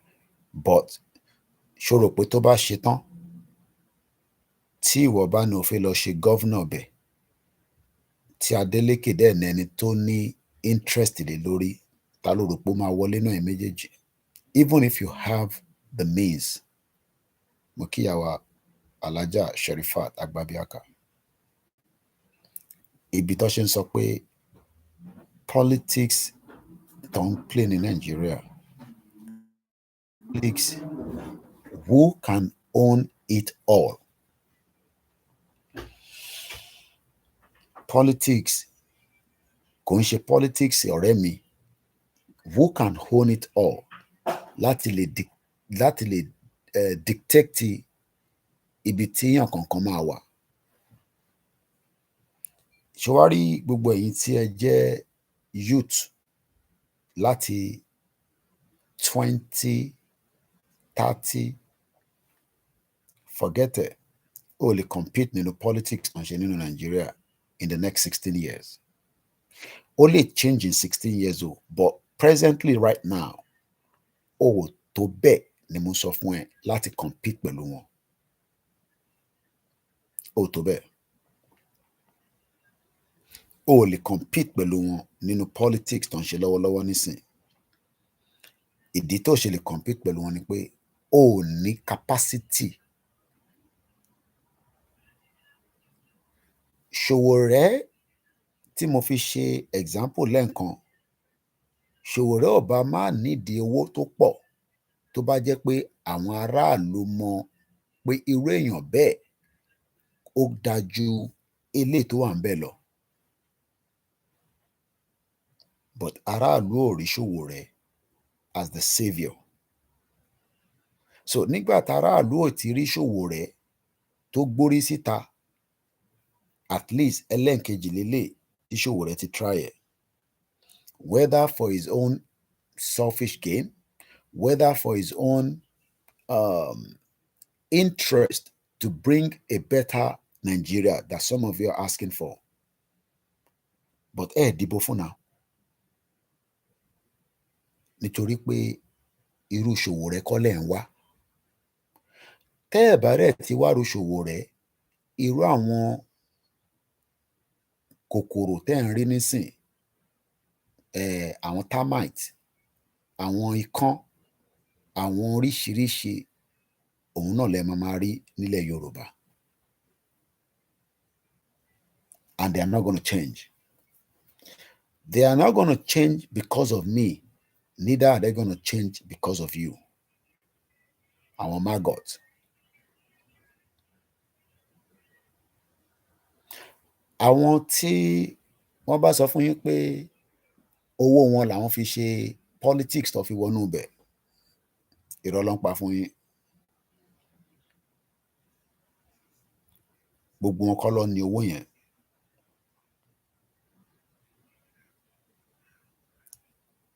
They are there not to serve us, even though they were meant to be there to serve us for the purpose of good governance. Ṣé rí kò yẹ pé lọ́dọ̀ tiwa tá bá ti gbọ́ nǹkan, torí pé a lot of things is happening. Tó bá dẹ̀ ti ṣẹlẹ̀, àti gbọ́, àti to move on, àtúndúró de another one. Ẹ lọ digest ọ̀rọ̀ tí Shettima sọ, ìyẹn Vice President Nigeria. In tó fi lè mú tó sọ jáde, either just for saying sake or bóyá kí Nigerians lè ní pity fáwọn. Ó ní Nigeria is in a big mess. Nigeria is in a big mess with so many challenges. That shows pé 8 years Buhari was a failure, though a mọ̀ pé governance or government is continuity. And ìdí tí APC ṣe wà at advantage ni pé àwọn ni wọ́n ṣì wà in power until the Presidential Election Tribunal says otherwise.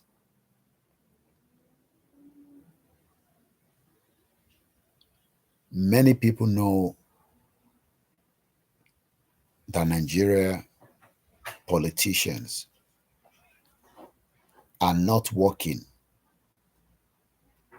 in the interest of our ọmọ Yorùbá. But expectation ọmọ Yorùbá ni pé kó jáde kó sọ fún ẹ pé àwọn ò ṣiṣẹ́ on your interest. Self-determination. is a big word, easy to say. To make it to materialize, pé ká rí nǹkan tá à ń fẹ́ yẹn, it will involve many of us to become more active. Lẹ́ẹ̀kan sí mo kí gbogbo àwọn tó ń bẹ lórí ètò.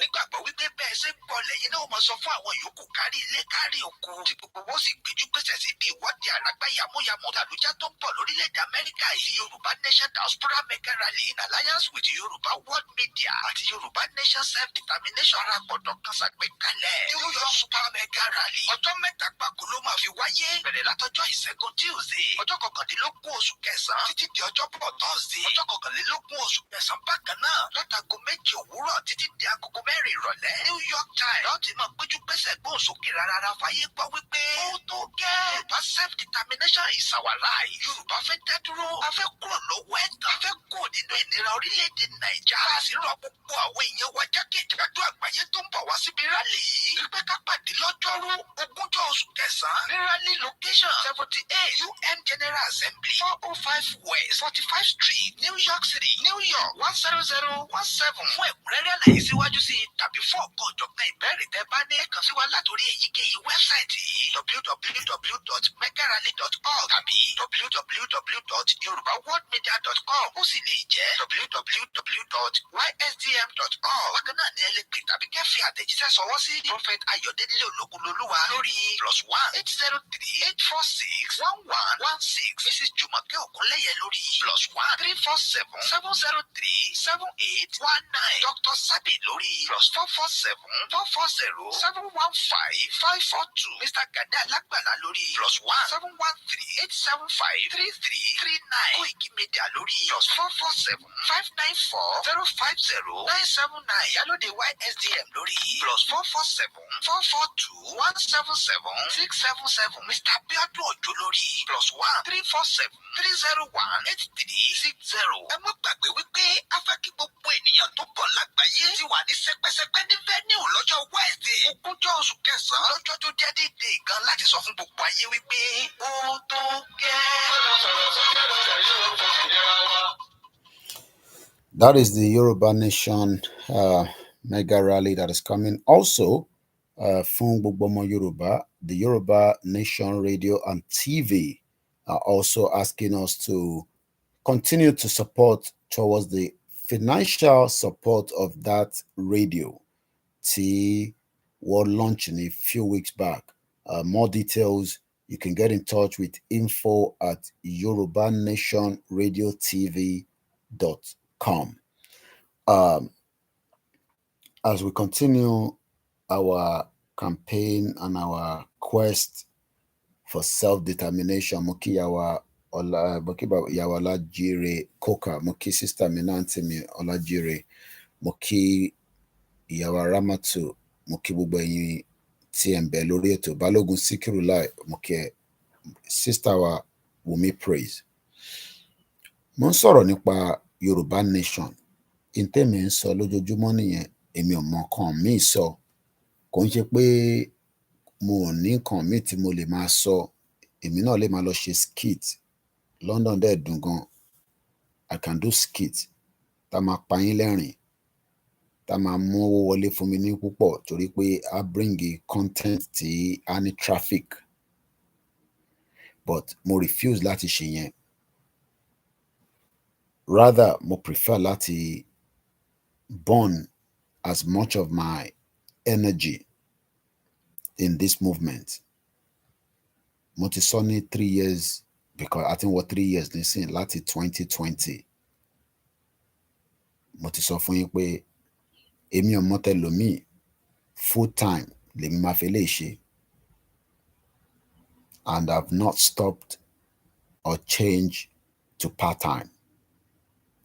Full-time tí mò ń ṣe ní 3 years ago lórí Yorùbá Nation, òun náà mo ṣì gbé dání.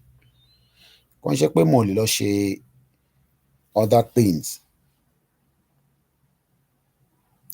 Advantage tèmi tún ní ni pé I am a self-independent journalist. So ìgbà kan wọ́n bí mi dá ní 11 o'clock báyìí, mo ṣẹ̀fẹ̀ wọnú ilé, mo tún máa jí jáde láàárọ̀ ọ̀la nígbà tí mo kọ́kọ́ dé ìlú yìí nìyẹn.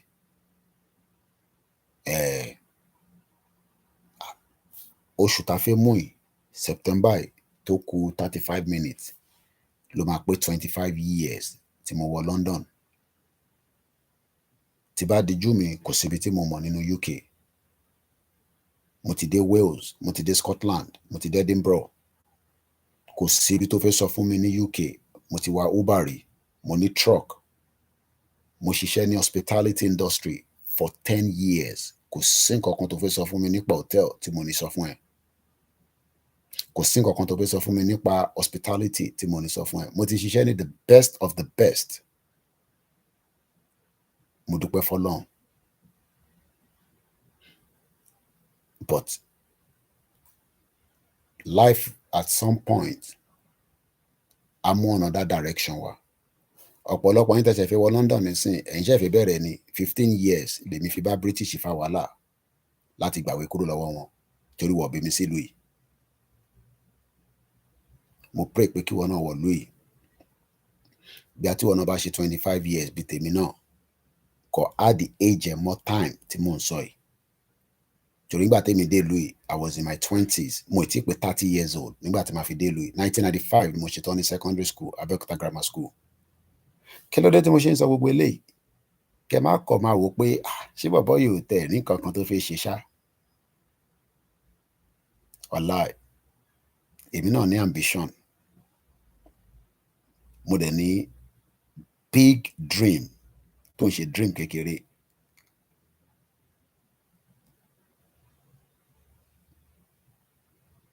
Dream tèmi ní advantage pé ìyá tó bí èmi náà lọ́mọ, ó rí future yẹn ni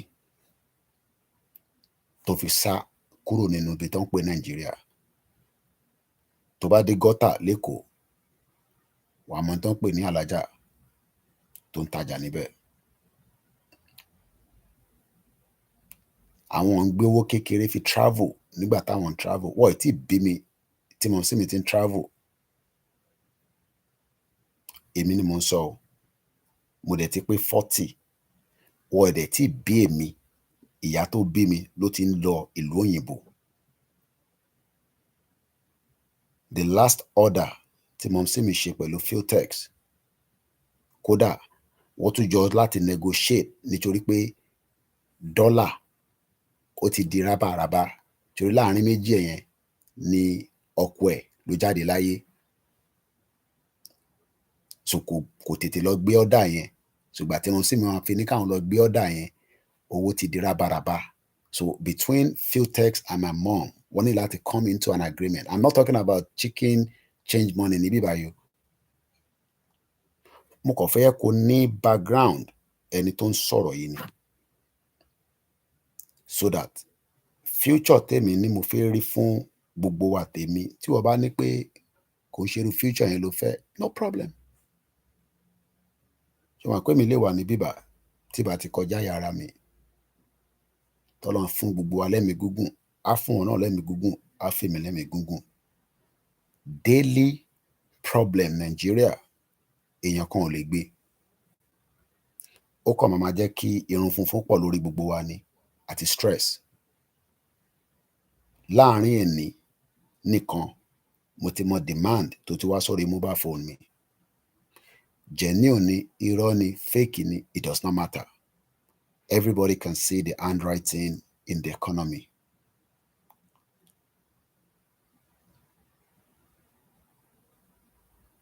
Lótìtọ́, we can only blame ourselves tá bá ti ṣe mistake again this time around. Ní 30 years ago, àwọn tó mọ̀rọ̀ táwa ń sọ yìí, wọ́n sọ jáde. Because 30 years ago, irú ìgbà tí Tinubu sọ pé òun ò believe in one Nigeria. Tó bá jẹ́ pé irú mídíà báyìí ni Tinubu fi ń sọ̀rọ̀ níjọ́ náà lọ́hùn, ó ṣeé ṣe gan kó má wá di president, torí pé anyway náà ó lè kọ́ ọ̀rọ̀ ẹ̀ jẹ, torí ilé ayé nìyẹn. But ṣó fi pé irú èmi nísìn níbi tèmi sọ̀rọ̀ délé ní lálẹ́ yìí, tí bá wá ní mò ń fẹ́ Yorùbá Nation mọ́, ìsídà kí n walk away kí n ra máa bá tèmi lọ, dà pé kí n tún wá sọ pé mo fẹ́ Nàìjíríà, ṣòrí pé kò make sense. Ṣòrí already kò ń ṣe pé mò ń do bad in 25 years. Gbogbo pay slip mi tí mo fi ṣiṣẹ́ nílùú yìí ó ṣì wà lọ́wọ́ mi. Tí bá wo pay slip mi, mo mọ iye tí mò ń gbà to the standard of iṣẹ́ tí mo lọ ṣe. So we are talking about the future now of the next generation. Tí ọ̀pọ̀lọpọ̀ ọmọ Yorùbá tó wà níta àtẹ̀yìntẹ́ wa nulé tí ẹ mọ̀ consciously àbí tí ẹ mọ̀ consciously, ọ̀nà méjì ni.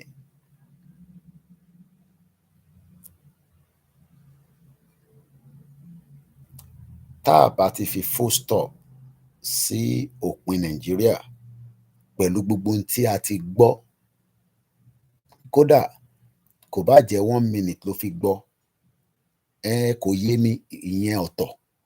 But for the fact that pé o gbọ́ pé àwọn kan ń sọ pé Nàìjíríà ò lè work, ìwọ dẹ̀ ṣì insist kó máa work, you are part of the problem. Wọ́n pọ̀ bẹ́ẹ̀, a ní láti argue pẹ̀lú wọn, a ní láti mention orúkọ wọn, a ní láti drag wọn. But for the fact that à ń sọ pé Nàìjíríà ò lè work, wọ́n dẹ̀ ń sọ pé Nàìjíríà máa work, that those individuals, ọmọdé ni, àgbàlagbà ni, ọkùnrin ni, they are part of the problem. But they are too big to accept it.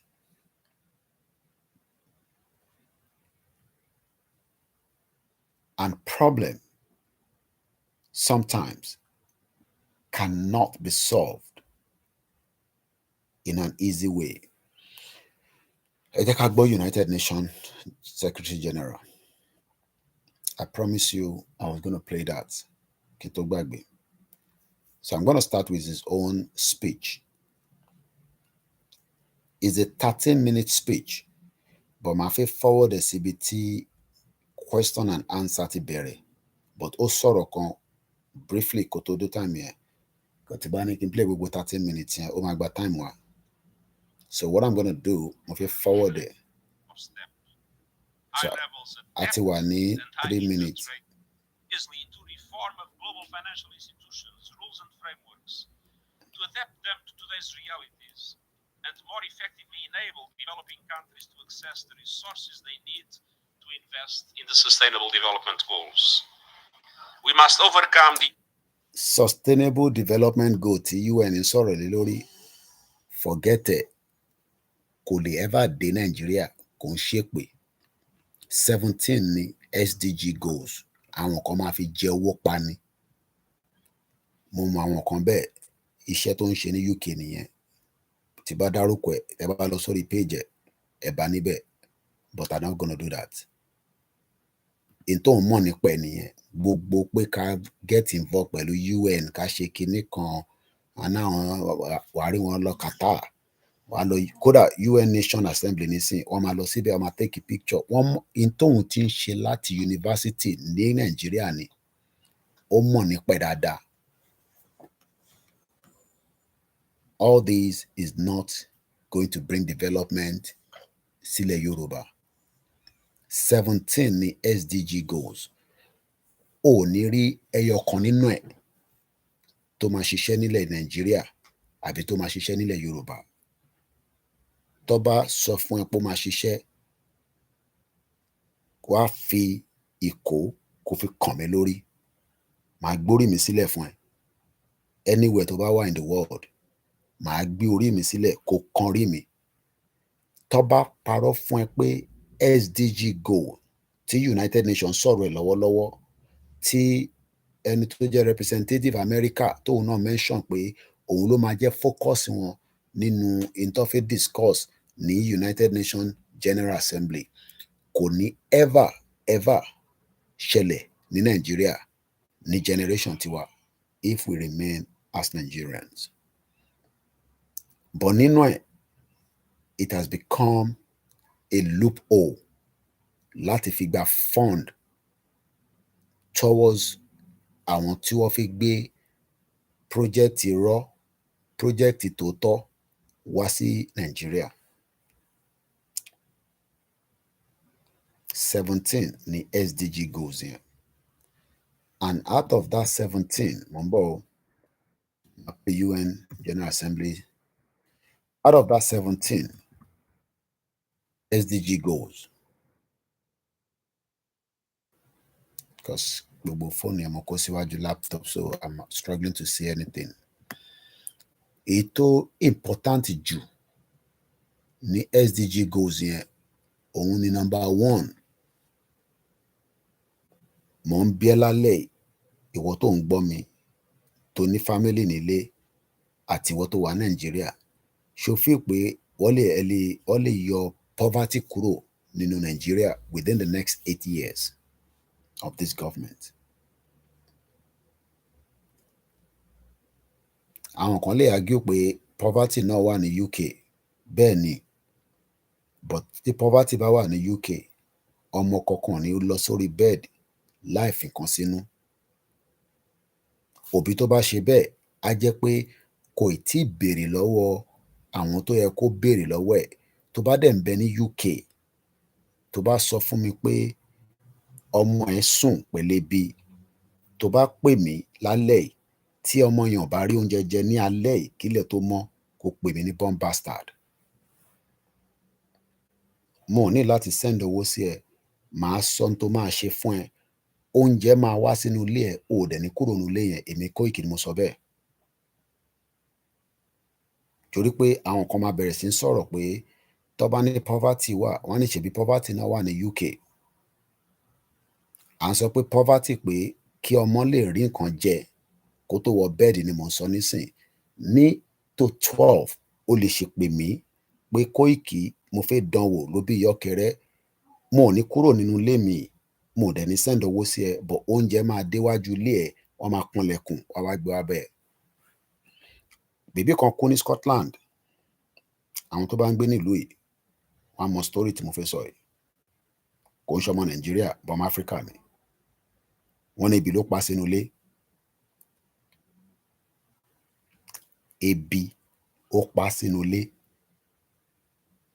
Ẹ ti mọ̀ pé àwọn kákọ́sọ̀ rẹ tó ń bá ṣe is either they are evil or wọn ò ní ìmọ̀. Ara wàhálà táwa ti ṣe nílùú yìí tèmi náà jogún lára ìyá tèmi náà bá nílùú yìí ní 25 years. Ebi kan gbọ́dọ̀ pọ́mọ kan nílùú yìí. Oníwèé oníwèé. Oúnjẹ báàgì méjì adẹnulé ẹ̀ láwọn tó máa wá deliver ò dẹ̀ ní láti sanwó fún. Lálẹ́ ni mo ṣe ń sọ alẹ́ ní 11:30. Ǹjẹ́ irú ẹ̀ máa ṣẹlẹ̀ ní Nàìjíríà tẹ́ ń rí yìí?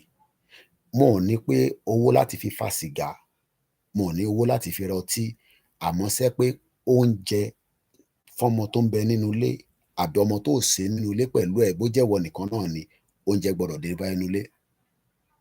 That is all we're asking for. So when they're telling you SDG goals is because America don't fund the United Nation. I don't think some of you know that. Nígbà tí Trump wà níbẹ̀, ó slash owó United Nation. Only because rádaràda rédèrèdè ló ń ṣe. Wọ́n kàn pump owó sí gbogbo àwọn West Africa part tí wọ́n ní resources tí làákàyè wọn ò ṣiṣẹ́. Òun ò ní owó tó ń fi san fún anybody. I am not here to endorse or support Trump, but mo ní ọmọ kan kò ń ṣọmọ bí ìyàwó bí girlfriend o lára àwọn tájọ́ ń ṣe Yorùbá yìí, owó tó ń gbà ní Amẹ́ríkà 6 figure ni. Ó náà wọn lè wait kí Trump padà, ọmọ Yorùbá ni. ó ní because àwọn làwọn fọ́ǹdì owó tí Joe Biden tó ń waste jáde tó fi lọ ń jagun tí kò jẹ́ kó jà. ẹni tí mò ń sọ yìí ó ní àwọn mẹ́ta péré kọ́ fáwọn ní local government kan, mò ní sọ state ẹ̀, ó ní àwọn máa sọ di part of New York. ó sì wà nínú Yorùbá Nation bí ṣe ń bá yín sọ̀rọ̀ yìí. ó ní àwọn mẹ́ta péré kọ́kọ́ fáwọn ní local government kan, èmi ò ní sọ state ẹ̀, but ó sọ state ẹ̀ fẹ́mi. ọ̀gá ni níbi tó wà nílùú Amẹ́ríkà ń bẹ. àwa jókòó sínú ràtìràtì, a jókòó sínú ìdọ̀tí, à ń sọ fún yín, ẹ wá ń jẹ́ káwọn kan sọ pé àwọn economics, àwọn làwọn ní BAc, àwọn làwọn ní PhD, Nàìjíríà máa work. ládùúgbò wo, lọ́nà wo, níbo ló fi gbà ṣiṣẹ́? àwọn pẹ́rẹ́ǹtì tiwa tó rí owó lò, àwọn kan á máa jẹ́ arówó lò tó tún bá owó nílé. bí ìyá mi ṣe ń ṣiṣẹ́ as a secretary of Mobil Oil, ó tún tajà. tó bá ṣetán níbi iṣẹ́ níjọ́ Friday, ó ń lọ sí airport, láti airport ó dé New York. níjọ́ Sunday, mo ti sọ fún yín ní gbogbo ìgbà rí, àjọ ń jẹ breakfast ni. wọ́n pe trip yẹn ní U-turn. U-turn ló ń pe irú àwọn trip bẹ́ẹ̀. àwọn tó ń sọ pé wọ́n rí owó lò nìyẹn. ǹjẹ́ wọ́n lè ní, ǹjẹ́ wọ́n náà ríro owó lò ẹ̀ bẹ́ẹ̀? nígbà táwọn tó ń ríro owó yẹn lò níjọ́ náà lọ́hùn, tó rí bí nǹkan ṣe ń lọ, lòun yá dànù ní 1991. and it took 7 years tí mo sì mi kúrò Nàìjíríà lèmi wá darapọ̀ mọ́. èmi náà ti lò 25 years. èmi wá ń jókòó lójoojúmọ́, mo ń ṣàlàyé fún ẹ pé Nàìjíríà ó ti dead. ìwọ ń sọ fún mi pé kí n shut up torí pé wọ́n ní oní first class. àwòṣe ògbóni, mo kí ẹ gbogbo Ondo State. ìwọ wá ń sọ fún èmi pé mo mọ tí mò ń sọ, pé kí n tutù ẹ̀ dànù, pé nígbà yẹn nìyẹn Nàìjíríà ṣì máa dà. Òbí ṣì wà láyé. ẹ̀yin tẹ́ bá súnmọ́ bàbá yẹn, ẹ béèrè pé ta ló ń pè ní Kóìkì Ọmọlóyè. Òbí ń ṣeré nínú sitting room bàbá mi, kò ń ṣe pé ó ní party tó ń ṣe. gbogbo ìgbà ló máa ń bi àwọn ìyàwó ẹ̀, wọ́n máa ń bi pé aláàjì èwo lẹ tún ṣe lénìí. ẹni ayé bá bá láyé ló ń ṣayé. Those are the people that enjoy the life. ìwọ wá jókòó, àwọn economics kan wá ń jókòó sórí Arise television, orí TVC, orí channels, orí AIT, orí Muri, ṣé yẹn tẹ̀ ṣe wà, Muri television. wọ́n wá sọ fún ẹ pé Nàìjíríà máa dà, níbi tí local government to function títí di wákàtí. ẹ jẹ́ ká gbọ́ United Nation. aago 12:00 la máa parí ètò ti alẹ́ yìí. a ti wà ní 1:45. lágbára Ọlọ́run tó bá di 12 a máa parí ètò yìí. Overcome the inequalities and divisions that blight our world today, including here at United Nations. Unless we act now, the Sustainable Development Goals could become an epitaph for a world that might have been. This issue is vitally important to the G77 and China. At their summit in Cuba, I will focus on getting the 2030 agenda back on track, using science and technology for good, and ensuring that the multilateralism delivers for all countries. I look forward to engaging with global leaders at these 4 very different summits before the world comes together for the opening of the General Assembly.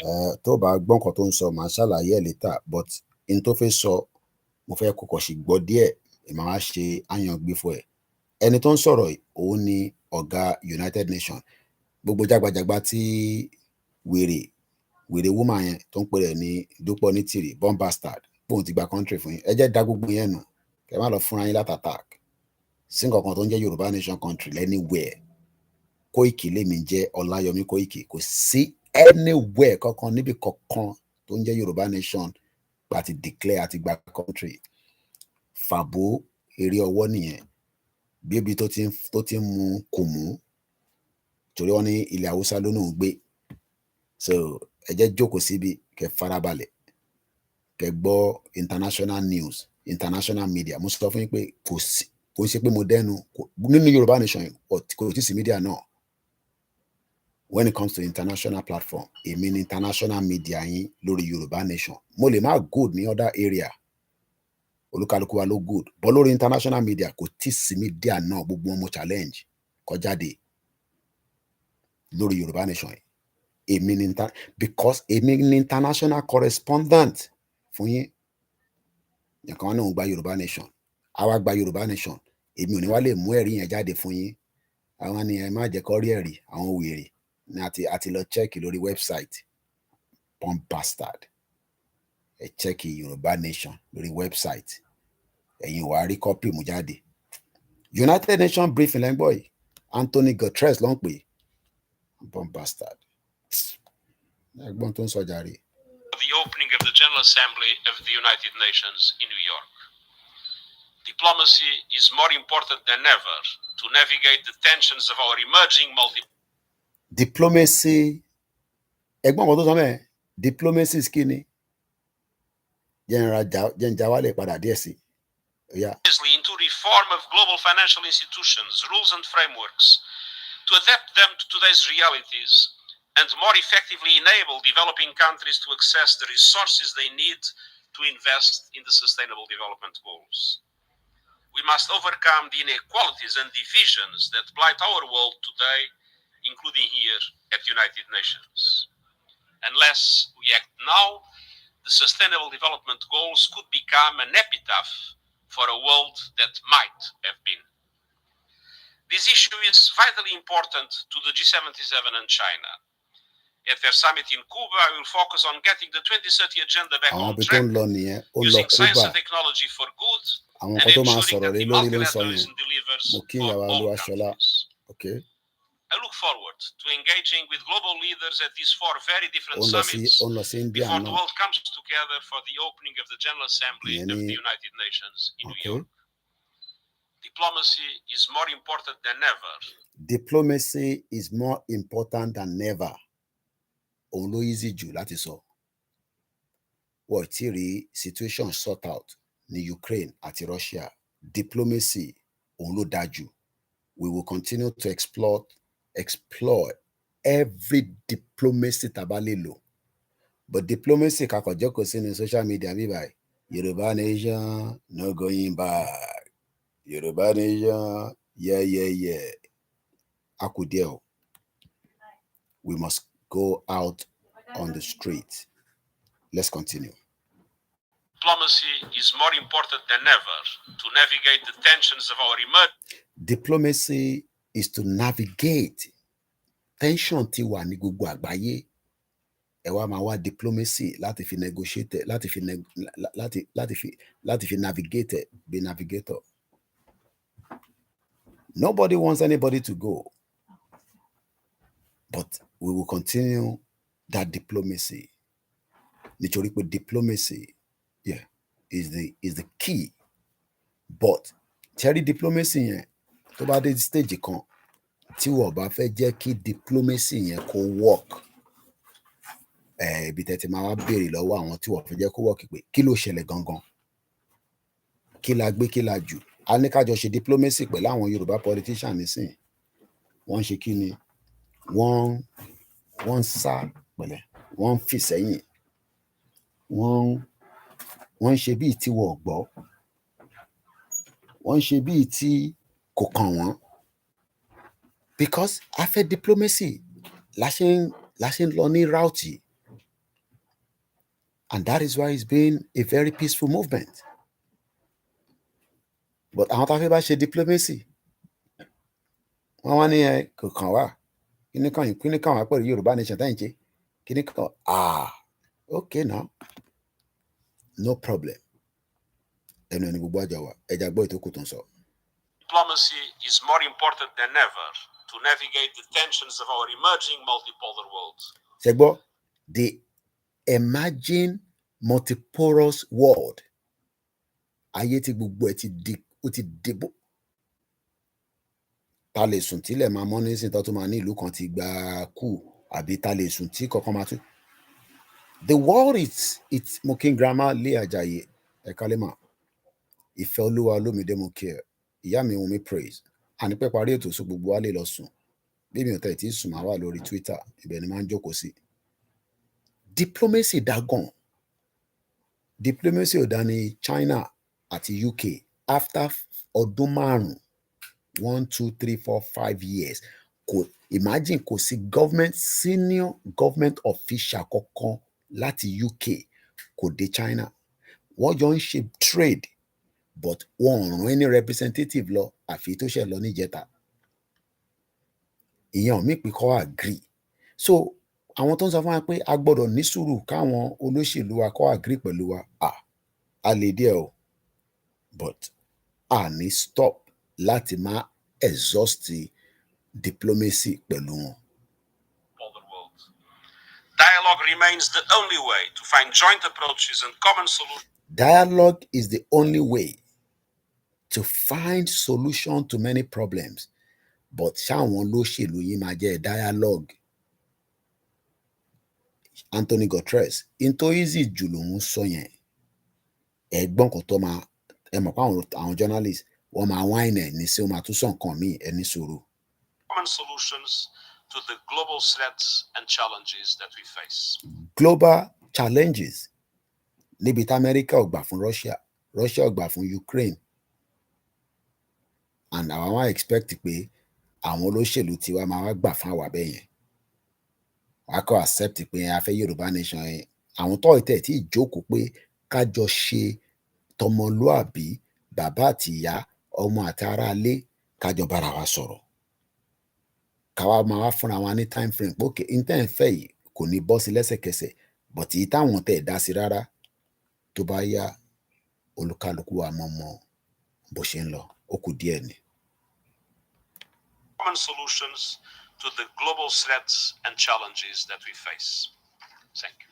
Now, question máa wá bẹ̀rẹ̀ nísìn ẹ wá farabalẹ̀ mo ní fẹ́ interrupt bíbá mo fẹ́ kí wọn náà kó farabalẹ̀ but later lọ́la àṣù máa ṣe analysis ẹ̀ dáadáa mo ní lè plate àwọn tó kù but ẹ jẹ́ ká wá gbọ́ bí táwọn journalist máa ti béèrè ọ̀rọ̀ lọ́wọ́ ẹ̀ kò ní pẹ́ mọ́ ẹ já sáré gbọ́.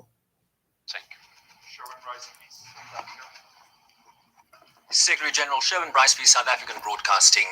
You just returned from the African continent, and in the context of growing coups and growing intractable conflicts, I wonder what your reading of the situation is in Africa right now. We see a growing anti-Western sentiment. We see the foothold that is being created by the Wagner Group, and of course the lack of development and the growing militant elements in the region.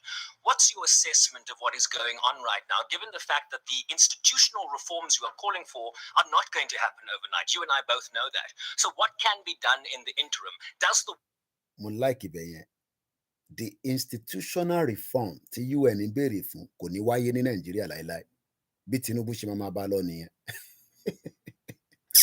I pity Nigerians. Ṣé mọ̀ pé ìdí tá a ṣe ní Nigeria work náà ni pé kò sí institutional system. Okay, institutional ṣiṣẹ́ Ṣòwòrẹ́ náà fẹ́ lọ rí Nnamdi Kanu. Nnamdi Kanu ní right láti jẹ́ kí ó ní visit nílùú yìí èmi ti lọ visit ẹ̀ tó mú sí prison rẹ̀ ní some years back ó request pé òun fẹ́ ká wá rí òun a dẹ̀ ti mọjọ́ tó máa lọ rí àwa drive lọ sí prison yẹn a dẹ̀ lọ a spend the time pẹ̀lú ẹ̀ a ṣeré a sọ̀rọ̀ alúkálùkù dẹ̀ lọ at least I think bí alẹ́ mi jà bẹ́ẹ̀ mẹ́ta mo ti dé prison láti lọ visit èèyàn ẹlẹ́wọ̀n ẹni tó mú sí prison ò mí pé tó lọ́ ti mú sí prison ó ti di ayé ẹ̀ ti bàjẹ́ tán ẹni tí mò ń sọ ìgan ti jáde ó tún ti bẹ̀rẹ̀ ayé mi tó tún ń ṣayé ẹ̀ lọ ẹ gbọ́ mi yé ọwá ẹja so institutional reform tẹ́ ń fẹ́ ẹ̀yin elite wa ọlọ́run àjẹ́ rí pẹ̀lú Tinubu tí Tinubu bá wá fún yín tán ọlọ́run jẹ́ kí málà tó ń bọ̀ kó retain ẹ̀ institutional reform ọmọ pa ti fẹ́ wọ 2 hours but ẹ má bínú ẹja sáré gbọ́ tán. What can be done in the interim? Does the world lack a muscular diplomacy that is required for this moment? ẹ̀gbọ́n kan tí journalist yẹn sọ journalist á wáìnì ẹ̀ wá sọ̀rọ̀ only does the world has the muscular because ẹ kàn sọ pé káwọn èèyàn lọ ṣe institutional reform àwọn olórí burúkú Nigerian government àwọn olórí burúkú African government olórí burúkú ni gbogbo wọn they are not ready for that institutional reform.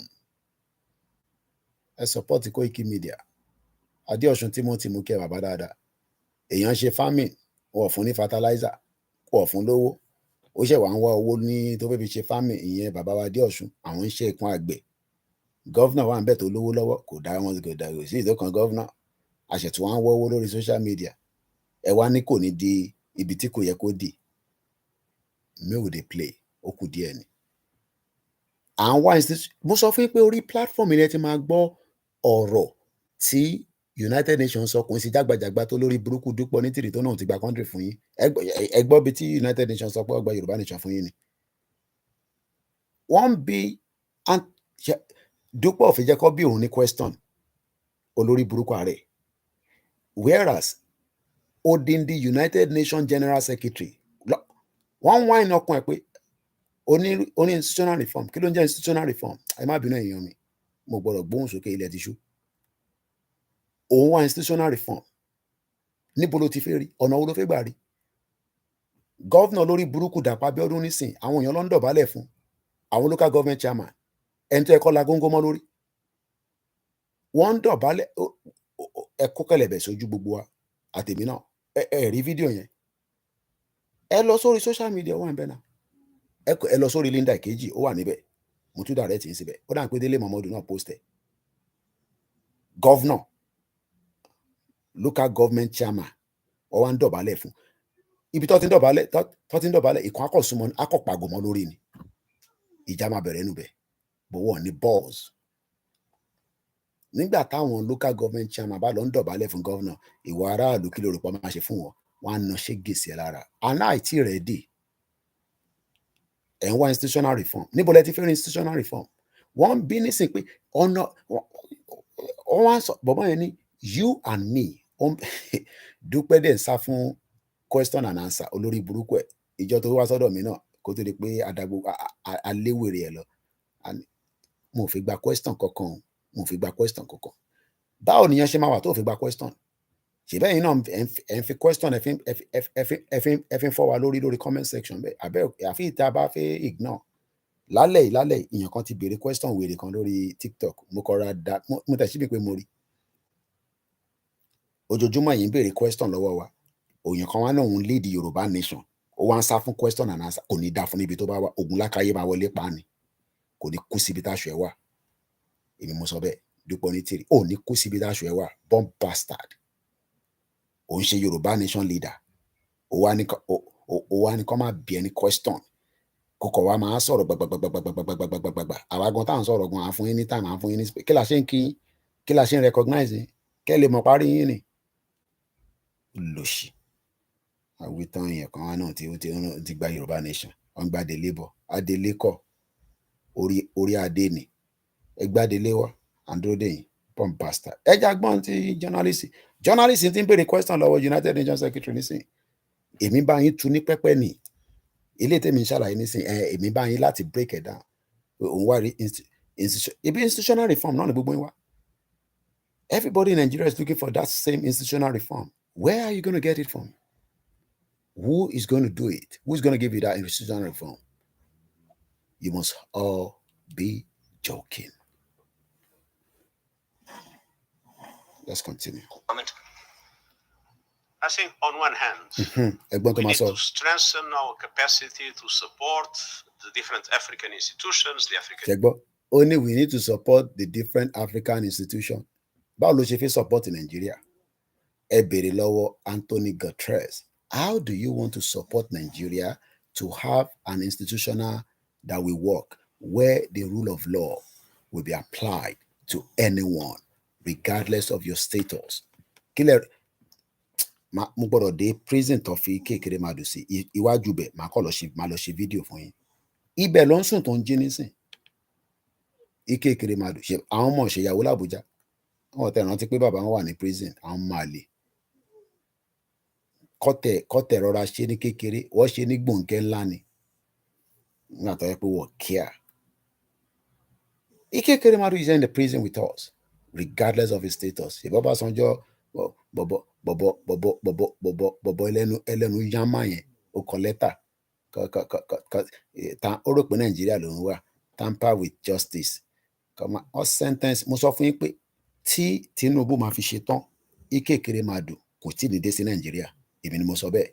Tó bá release on early term ọdún mẹ́rin, ó máa lo tag tí kò dẹ̀ lọ lò Nàìjíríà, ibẹ̀ ló ti máa lò, kò dẹ̀ lè sá lọ bí ayámásìgbà. Torí yẹn ló sá lọ tó wọṣọ bí obìnrin. Britain ò ní allow rẹ̀ kò ṣẹlẹ̀ mọ́ láyé nílùú yìí. Bó bá release ẹ̀ sílé, ọlọ́pàá gbọ́dọ̀ máa ṣọgán kó má bàa sá lọ. Bomb bastard. Ẹ má bínú pa ti kọjá 12 there. Àti wà ní new month. Happy new month. Mo kí gbogbo èèyàn wa. Kò ní bàjẹ́ fún wa. Ẹ fọkànbalẹ̀. Léni ni, ọ̀la ni, oṣù tó ń bọ̀ ni, next year ni, ọdún méjì ní ọdún mẹ́ta ni, Nàìjíríà máa dà wó. Kò sọ́gbọ́n ẹ̀. Ó kù díẹ̀ ni. Diplomacy will continue. But don't expect any constitutional institution amendment or whatever in Nigeria. Anthony Guterres is our capacity to support the different African institutions, the African Union, the different regional organizations in their diplomatic efforts to bring peace, stability, and democracy to the African continent. Mm-hmm. But at the same time, we need to create the conditions to allow the Africans to address the root causes of the problems they face. Kini root cause? Ola matush analysis kini dada. Kini root cause the problem tiwa nisin?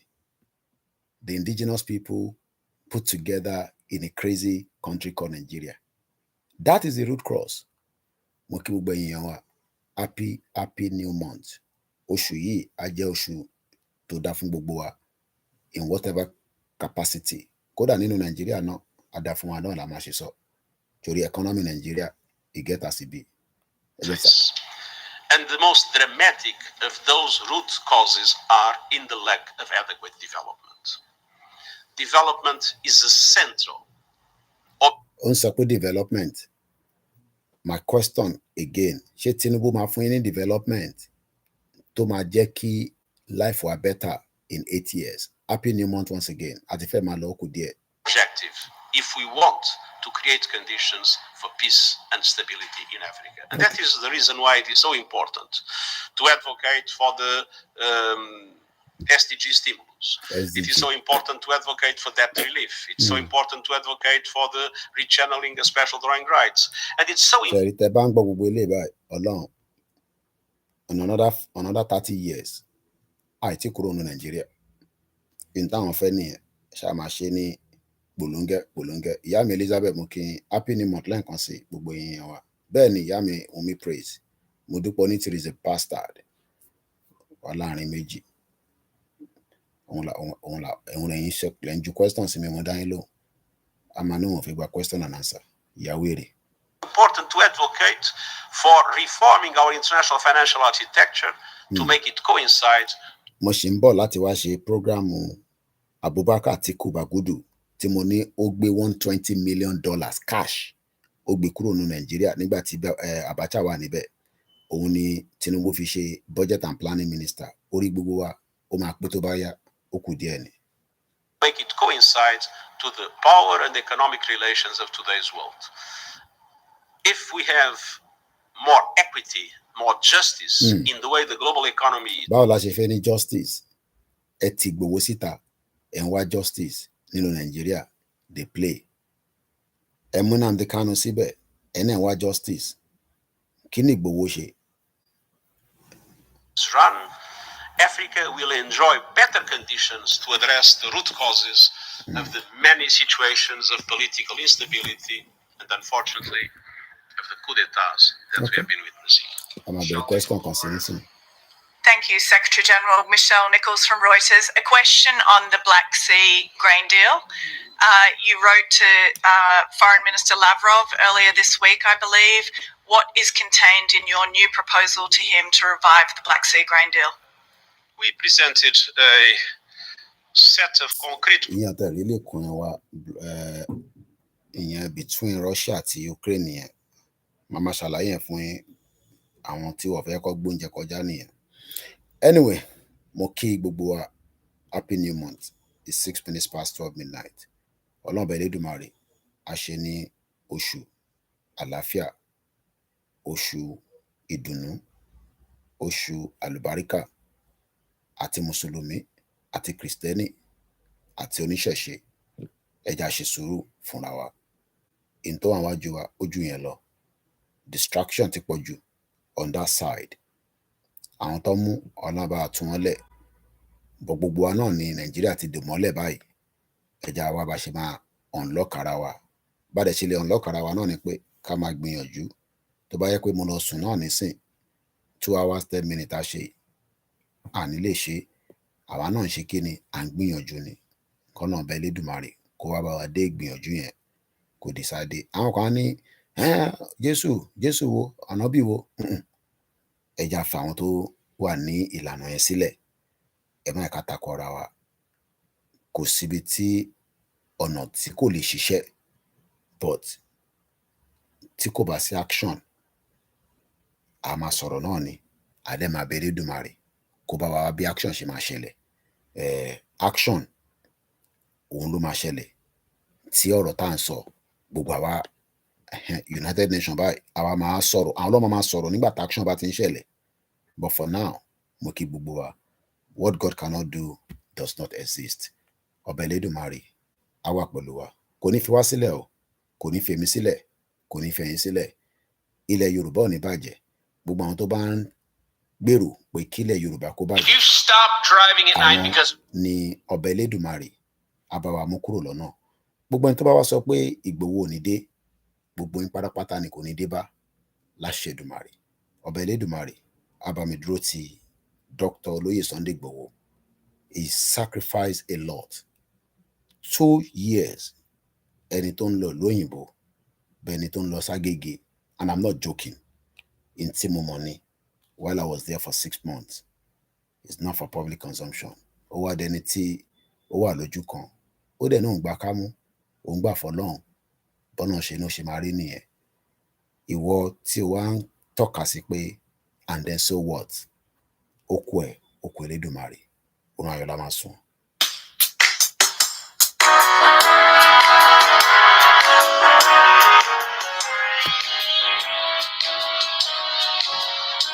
Iṣẹ́ wà orílẹ̀-èdè.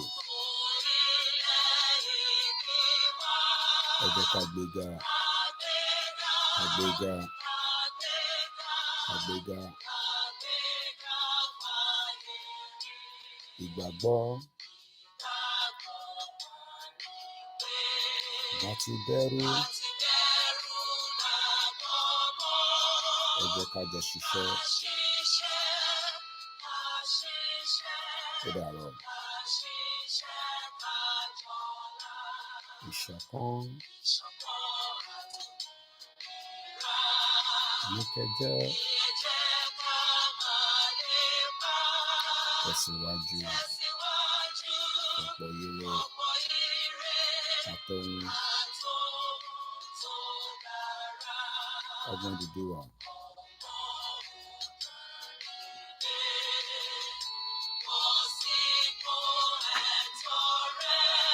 Àwa ni ìmọ́lẹ̀ Ìgbàdúláwọ̀.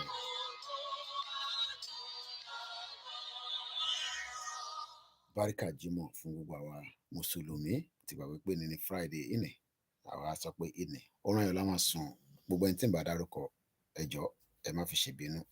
I love you all. Thank you so much. My name is Olami Koiki, and you've been listening to Koikimedia, bringing the world closer to your doorstep. Good night, everybody. Bye for now.